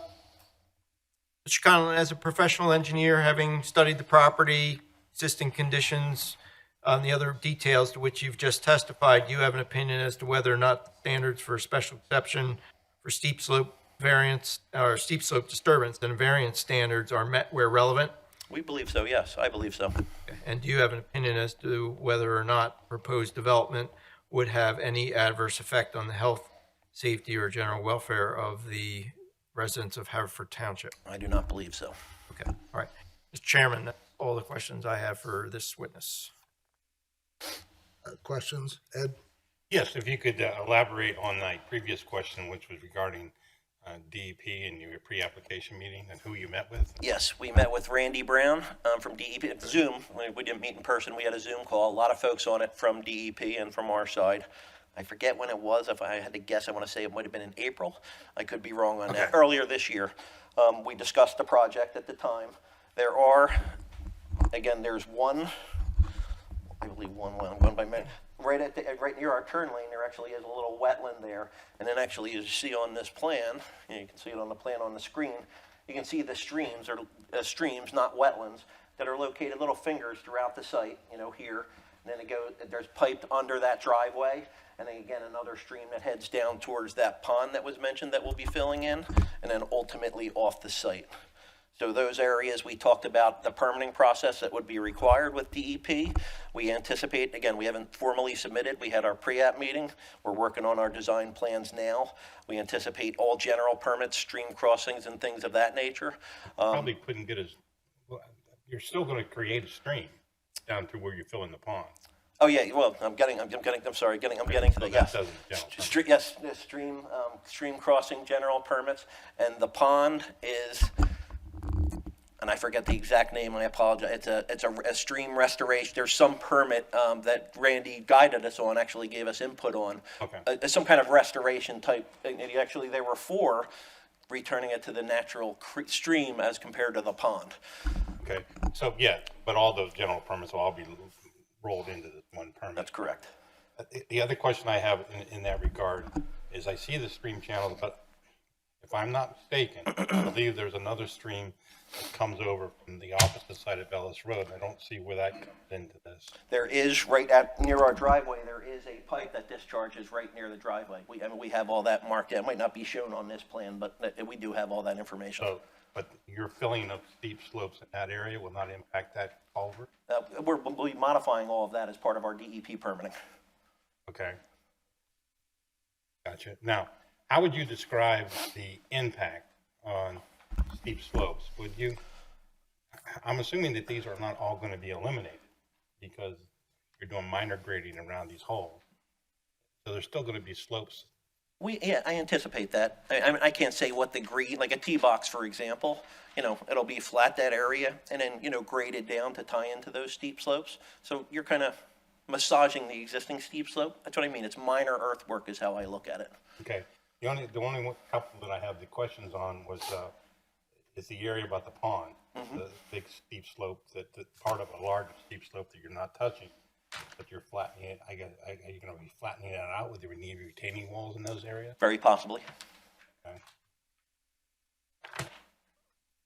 That's something we usually see, the grading and stuff. That's the problem I'm trying to get my hand wrapped around how we give it a variance. The other one is the one where the tee box. I'm assuming it's hole 14, the tee box, for on the residential property. The northwest corner. Yeah. Yeah, that's up here. Yeah. Oops. steeper slopes in that area. So what exhibit are we looking at now? Oh, sorry. No. We are looking at Exhibit A5. And what is A5, Mark? That was not identified for the record yet. A5 is the steep slopes disturbance plan. There you We're talking about this area here. Right, so there's a lot of impact area of steep slopes there adjoining. So why is that area needing to be disturbed? Speaking for the golf course, that's just to extend the tee box of the hole, to basically extend the hole. Which area are you talking about? Residential property. Oh, okay. Yeah, in that area where the tee box is, I think it's shown as tee box or 14. Between the tee box and where the fairway begin, there's a big area of disturbance. Indicated that it'll disturb all the steep slopes in that area, and very steep. I'm not sure, we don't see any way whether that's going to impact the neighboring property. I'm sorry, I think I heard the last part of it. I apologize, Mr. McGarty. The issue of how if those slopes are disturbed, I don't know whether they're going to be flattened out, the walls, how will that not impact the neighboring properties along? I would, and again, we're going to do minor regrading of the tee box. We'll have some silt fence downstream of the. I don't see how we would certainly not impact. I don't anticipate impacting their property by any means. So, yes, without seeing the grading. I understand what you're saying. Yes.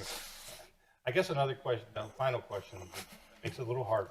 But the final question, I know that when we had another project, we had in here doing some improvements, which is now indicated as hole 15, and you changed the tee box there, and there was a lot of concern about the balls that were ending up in the guy's next yard. Will that be a problem up on new tee box? It depends whose guy. I don't know. I don't know how to answer that. I'll say this, for the perimeter of the site, and I wanted to mention this, we're not touching any of the buffers around the perimeter site. So the trees that are there will be there. Hopefully they'll be knocking down some of those balls, but I can't speak for, Okay, but I I can't know speak for that that. we used to be in hole 1, now hole 10, you do have fencing to protect the people from the tee off there. So, but that would probably, if these residents are getting inundated because you've changed that location of that tee box, and all of a sudden they're getting broken windows and stuff, would you work with the neighbors to try to address that? I defer. Aren't we? I'm looking at my client to answer that. Yeah, well, Don, maybe Don. Mr. Dissinger, can Mr. speak to that. Dissinger can speak to that. Don, come on up. I was flagging you. Oh, It's Don Slice that's putting all those balls over there. That's right. All right, let's take a 2-minute break. You guys can confer. We'll go off the record, Jeff, please. We'll resume the meeting of the Haverford Township Zoning Hearing Board. All right, Mark, please proceed. I think, Ed, you have a question that was pending? Brian, you want to try to address the question, then we might need Don as well? Yes. So are we still on the same plan? Yes. So we're still on Exhibit A5, the steep slopes disturbance plan. And I know we're talking about this area in the northwest corner. This large area that shows steep slope disturbance, there's the new tee on the property in the corner.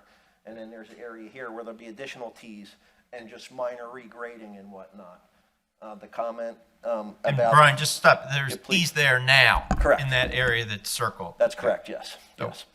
And then I think to the comment, and you kind of see on the plan, actually, it shows the direction you should hit the ball. But you see how the fairway's oriented, even from the back tee, which I think is the worst, but even these tees here, the way the fairway's oriented, it's, parallel, but even kind of away from the residence there. And I don't know if there's anything further that I can add to that. Well, it's also, is it heavily Oh, vegetated? in yes, that area? I mentioned earlier, yes, there's the buffer there, and we're not touching any of the buffers around the perimeter, anywhere on the perimeter of the property besides some modifications for the driveway. Ed, I'm not familiar with this hole specifically, but just being familiar with the area, I don't think it's a problem on that hole. Like some of the other courses, like PGA National, they have houses built within 50 feet of the fairway. And when I played there, couldn't believe the number of balls that were flying into people's houses. But And we did, and during the break, we consulted with members of the club who said it's not an issue currently. Except with Don plates, right? I'm only kidding. You're probably a scratch copper, for all I know. I'm just having fun with you. I agree with the commitment. Drawing is misleading, there is no grading, but then again, grading plan will be done by the shaper with the teeth.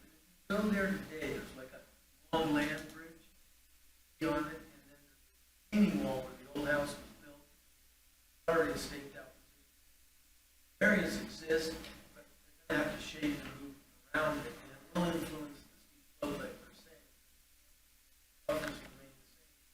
And I think the resident here today who lived near the golf course has never had in that area, right where we're talking, never had a golf ball woods in his area. He's behind the current tees, so it would make sense to probably have that golf ball. All right. That won't be on the record. Yeah. All right. Thanks, Kurt, for that. I really appreciate your support. Thank you. My final question, and it's more of a statement, on Fairway 7, that area where you showed the area to be disturbed, it butts up right against a very steep slope. Yeah. That area up there was used as stockpile material, and so I don't know that this reflects the exact existing contours, but contractor was working there and pushed the fill down over the hill to fatten the slope out and cause some significant pollution problems way back when. So it's going to be key that you don't fatten that slope out anymore because it gets really steep in there and there's hardly any way you can stabilize that. It's right at the bottom of the hill is a stream. So if you can stay out of that area, We appreciate that comment. I am aware of that very steep slope there. So yes, point noted. Thank you. thank you. That's all I have. Well, I don't have any questions. Jesse? No other questions. I don't have any questions right now. Okay. Then at this point, I have no other witnesses. I'd like to move for admission of our exhibits.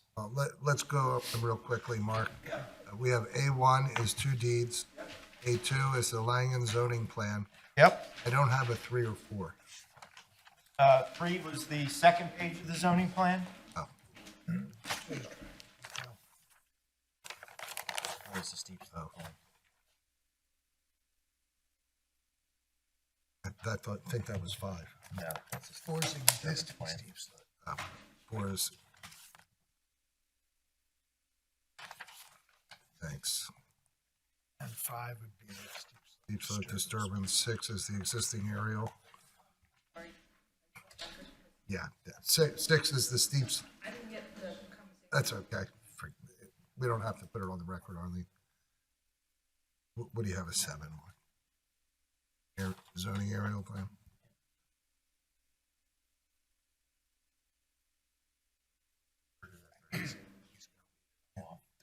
It will go off the record, Arlene. Did we see that? 7? Yes.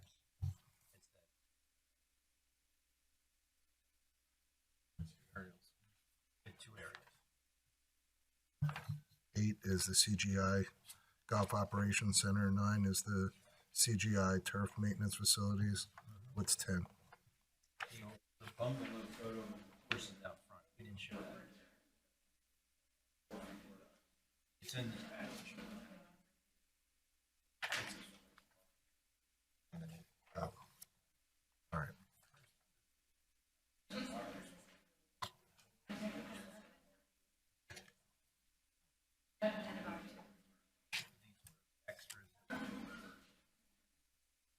Okay. Then I would admit. So hold on. Potentially, Bless you. Is the PA rail. Yeah. okay. Yeah, PA Railroad parcel map. Okay. So 10 is the bump.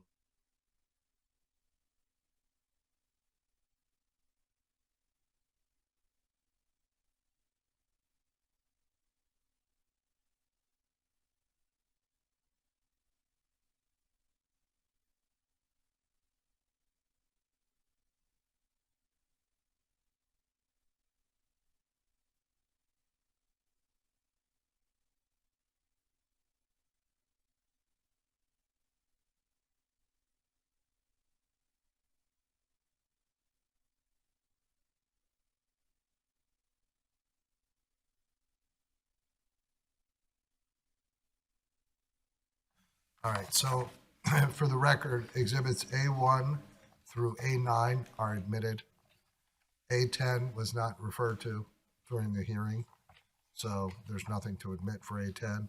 A11 and 12 are both admitted. All right. Any other questions, Jess, before we move on to public input? Bill? No. Ed? No other questions. Okay. With that, I'll ask if there's anyone present that received certified mail that wishes to testify. Anyone present that received regular mail?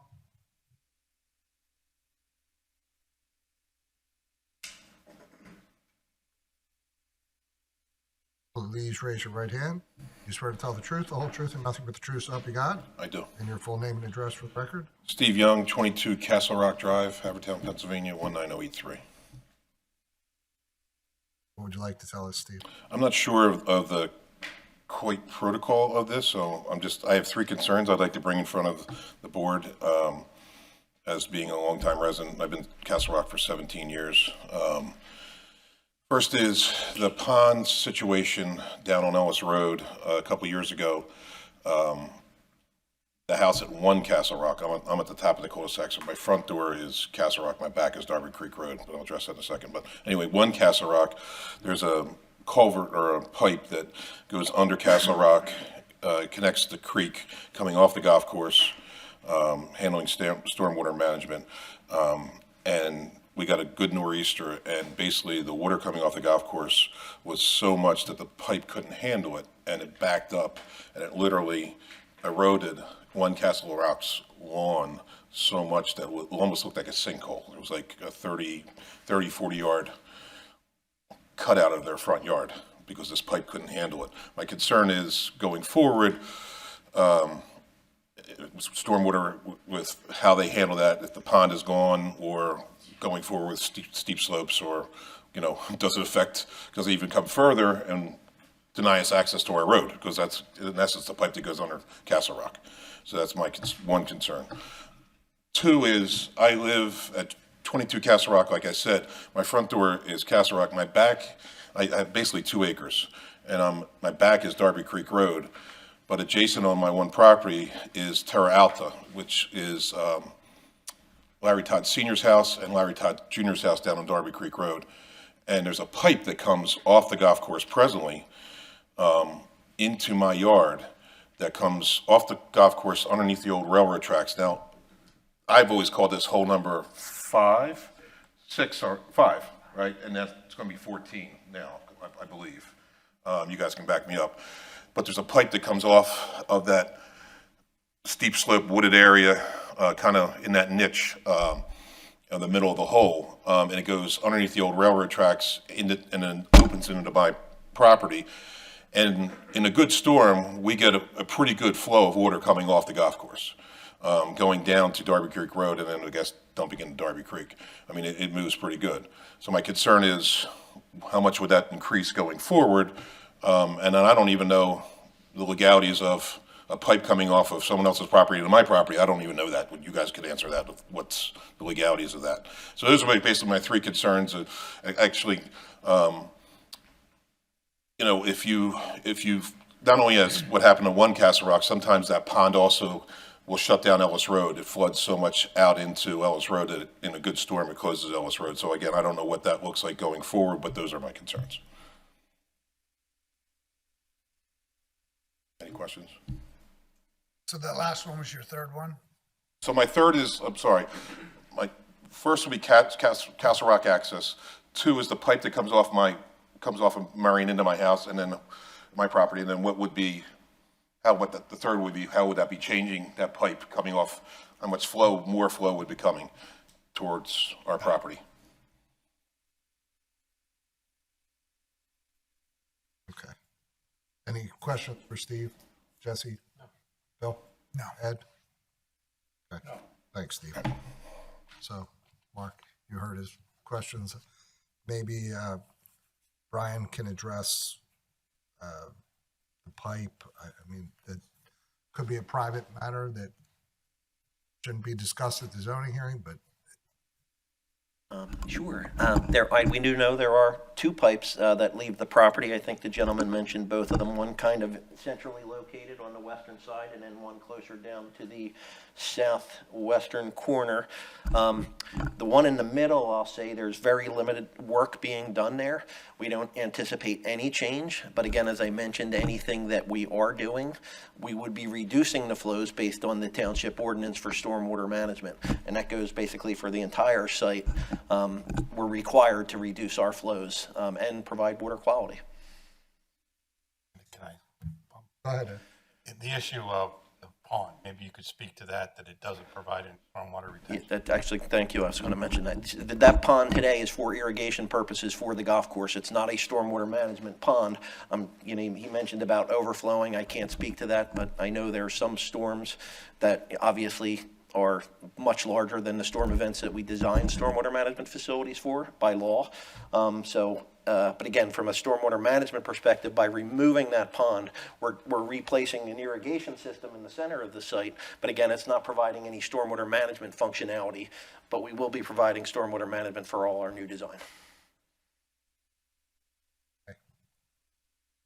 Steve, if you want to or pose your question about the pipe that comes across your property to them, and they're here, I'm sure Mark would answer whatever questions if you wanted to call him. But it's not for the hearing. You know what I'm saying? So, yeah, not now, because, the pipe exists. It really has nothing to do, other than you're concerned that it could increase the water flow or decrease the water flow, if that's your concern. If your concern is that it exists at all, then. Let's both that.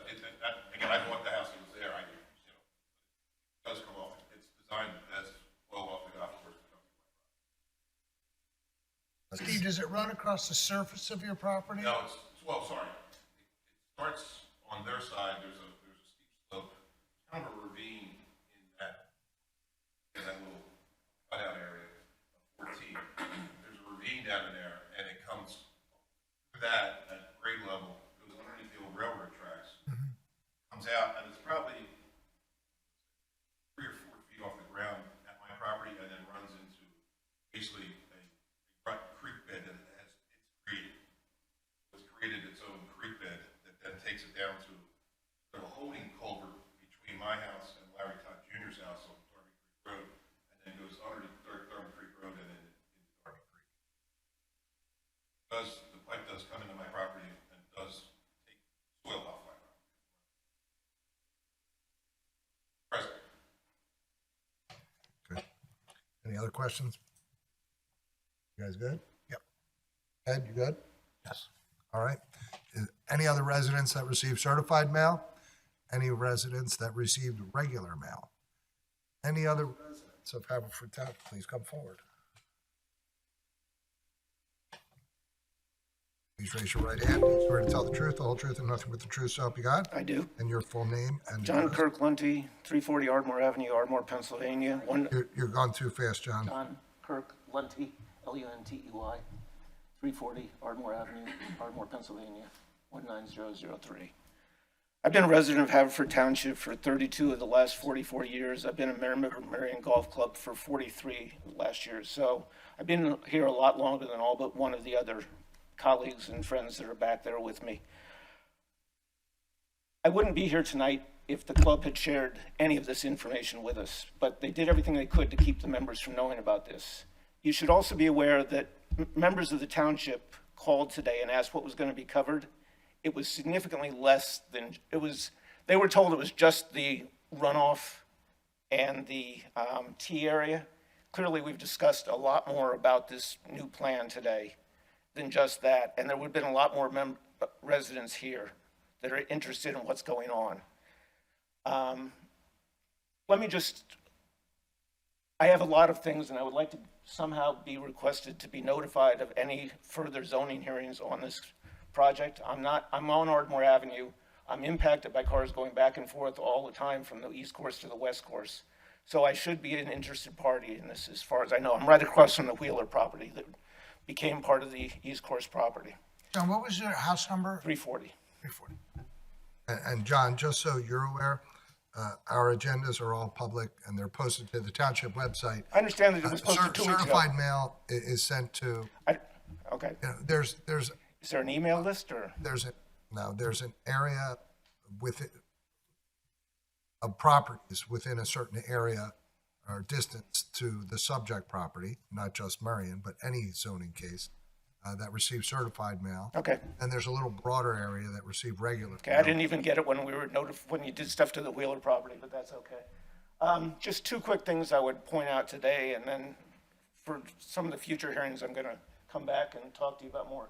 This entrance, this road that they're talking about, that is a crazy traffic plan. I mean, as you were talking about, cars come down that hill ridiculously fast. The Haverford Township Police post 2 police cars on a regular basis, both daylight and evening hours, hidden behind the cars at the original parking lot, monitoring cars with excessive speed going up and down. They're there on a regular basis. They're probably there tonight. If they're talking about making this the main range, because this is going to be a 400-yard driving range to accommodate the better players, and some more players are going to the better players are going to come here and then go back over and play the east. There's nothing here about a left turn lane coming out of here to get back over to the east course. Doing that without a traffic light is a dangerous, dangerous thing. People keep talking about the concern about the current parking lot. It's so dangerous, it doesn't have an identified curb or this and that. To the best of my knowledge, there's been one serious accident there in the 43 years I've been a member. And it was a landscaping truck that came around the corner too quickly and, you know, flipped its carrier with these big carriers that they carry these days. The turn here inherently slows people down more than that downhill is going to slow with the turning lane. I don't know what numbers you measured, but the combination between the club traffic and the existing traffic on that road is going to be crazy. And if the traffic during the open and the amateur, with everybody coming here to try to get here and get back to the other course timing-wise, is going to drive everybody commuting absolutely nuts because they can't use the back roads that they used for the prior tournaments. So there are a bunch of things about this plan with the entrance and exit here that is just nuts, and it's dangerous, very, very dangerous. Because I mean, the other thing is that area puddles in winter weather. I've come back from late night activities like a Flyers game after it snowed, and in addition to that area flooding down at the bottom, this area also floods. So it may not be in a floodplain technically, but it definitely gets very wet. The other thing I would ask you is, can one of you just tell me what the definition of impacting the ground cover in a slanted areas? Is that removing trees? Could. Okay, there have been hundreds of trees removed in these sloped areas on the club. To the best of my knowledge, the Shade Tree Commission hasn't given approval for any of those, and the only trees that have been replaced on the entire course are some arborvitae over here. So these hills are significantly eroded from what they were 5 years ago. And so nothing they told you was not true, but it was an act of omission. Because these hills, as you pointed out, by the pond there are very steep, and there's a lot less dirt on them than there used to be. So, I mean, I'm not making any friends at the club, I know, but this is just, I mean, there's some of the things about this that are just wrong the way they're trying to do it. And I have a bunch of other things that I'll bring up at some other time, but those are the 2 major ones. Especially the traffic pattern is just, I mean, I don't know, again, maybe, did you do a weekend? You need to direct your comments. I'm sorry. If you did it on a weekend, that's the wrong time to be measuring traffic because the commuting traffic at rush hour going up and down that road, because it's a blue route cut through, is far worse on a weekday than it is on a weekend. So measuring weekend traffic is not the right metric to be looking at. One of the testimony was they did it on a Saturday and a Tuesday.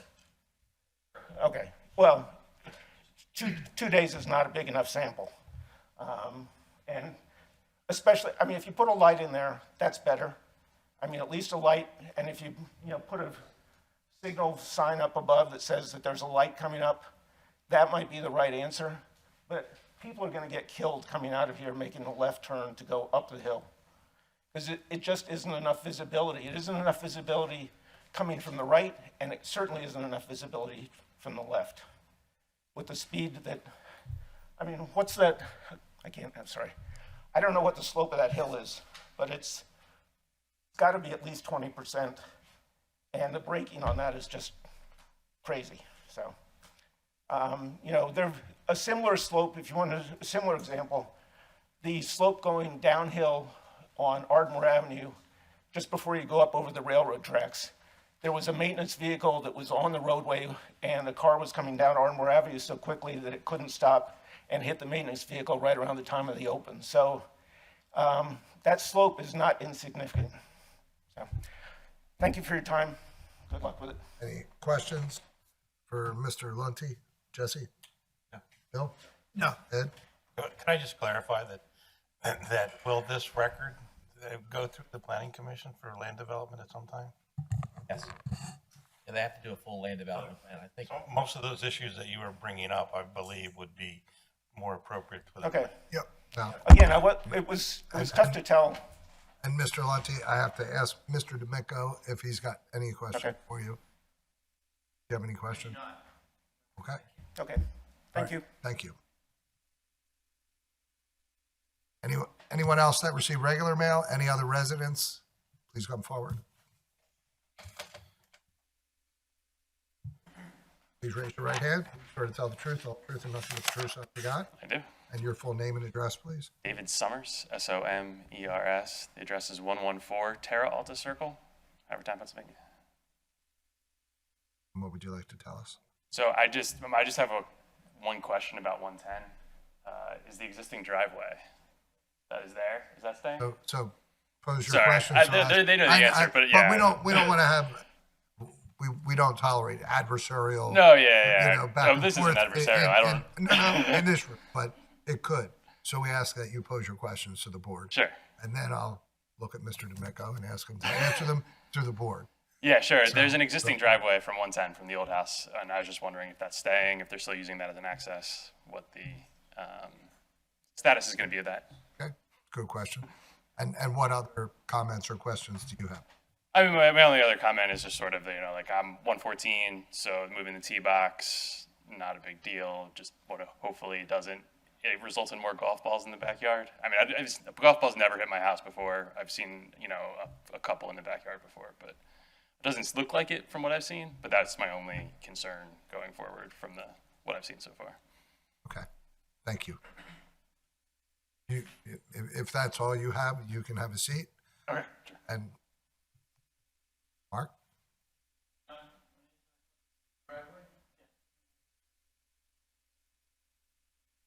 Okay. Any other residents? Can I ask a follow-up on that? Sure. Why will the driveway remain? What would be the function of it? Don, you want to come back up so you can talk into the microphone?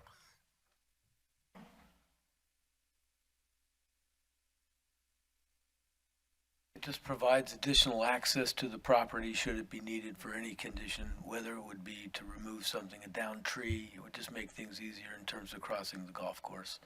And that happens a lot. We have debris cleanup after storms and things, so it does create another access to that area, which makes it easier and more accessible. Okay. And I guess as far as any confusion about whether it's, the ownership of it, will there be any, like a little identifying sign that it's now part of the golf course or et cetera?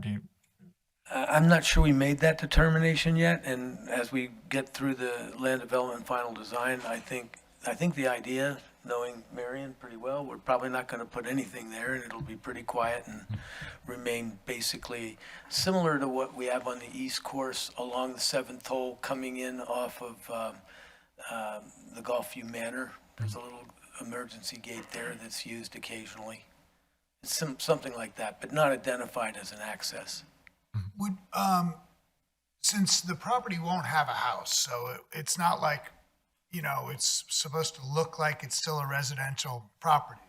Would you gate that driveway at least, for safety, security? Yeah, it'll be secured and it'll be controlled, yes. but not necessarily identified. Yeah, understood. I believe it's gated now. Thank you. Okay, is that it? Ed? No question. So, I have one.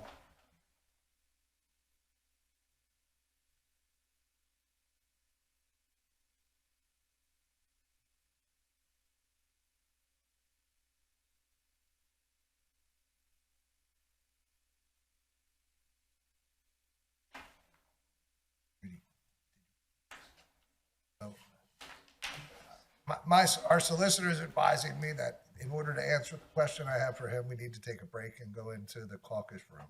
So I'm sorry, but we need to take another 2-minute break.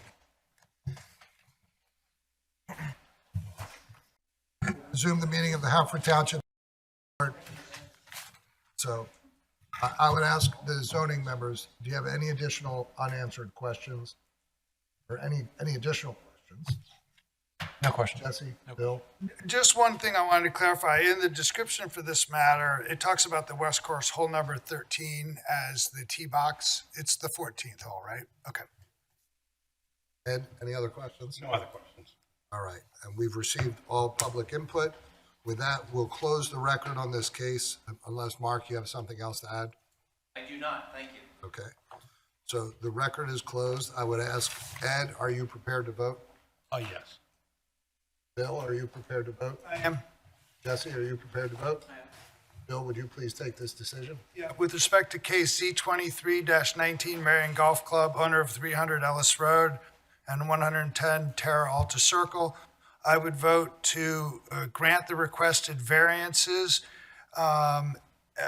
including the alternative relief requested for a variance with respect to the permitted use of the area at 110 Terra Alta as a tee box. Subject to the following conditions, the applicant shall not allow concentrated stormwater to be discharged across or through steep or very steep slopes. And the project will be completed in accordance with the notes of testimony. So the permitted use, we're not granting relief under. It's the alternative. Right, we're not making a determination that the proposed tee area in 110 Terra Alta is, constitutes a permitted use. We're granting the variance for it as the alternative requested relief. Jesse? I agree. Ed? I concur. So do I. That application's approved 4-0 with those conditions. Thank you very much. You're welcome. Thank you. We got a minute. Are we gonna move minutes into minutes? Yeah, we should. I gave them. So. Ed, do you wanna make the motion? Minutes for okay. August, July 20th and August 17th. I can do that. Or do you guys wanna wait for Jessica to do? Maybe we should wait for Jessica, I think. Okay. Do we, We don't have to. yeah, I was gonna say, aren't there some commissioners who really want us to see get these things done? Yeah. Hey, Judy. Hey, Judy. I think you should. They're marked as exhibits, so they're Leave them with you? I'll adjourn. Yeah, Kelly would love it. Left for me to take home. There you go. Hey, Mark. Good wishes to you guys. Good wishes to you and your family.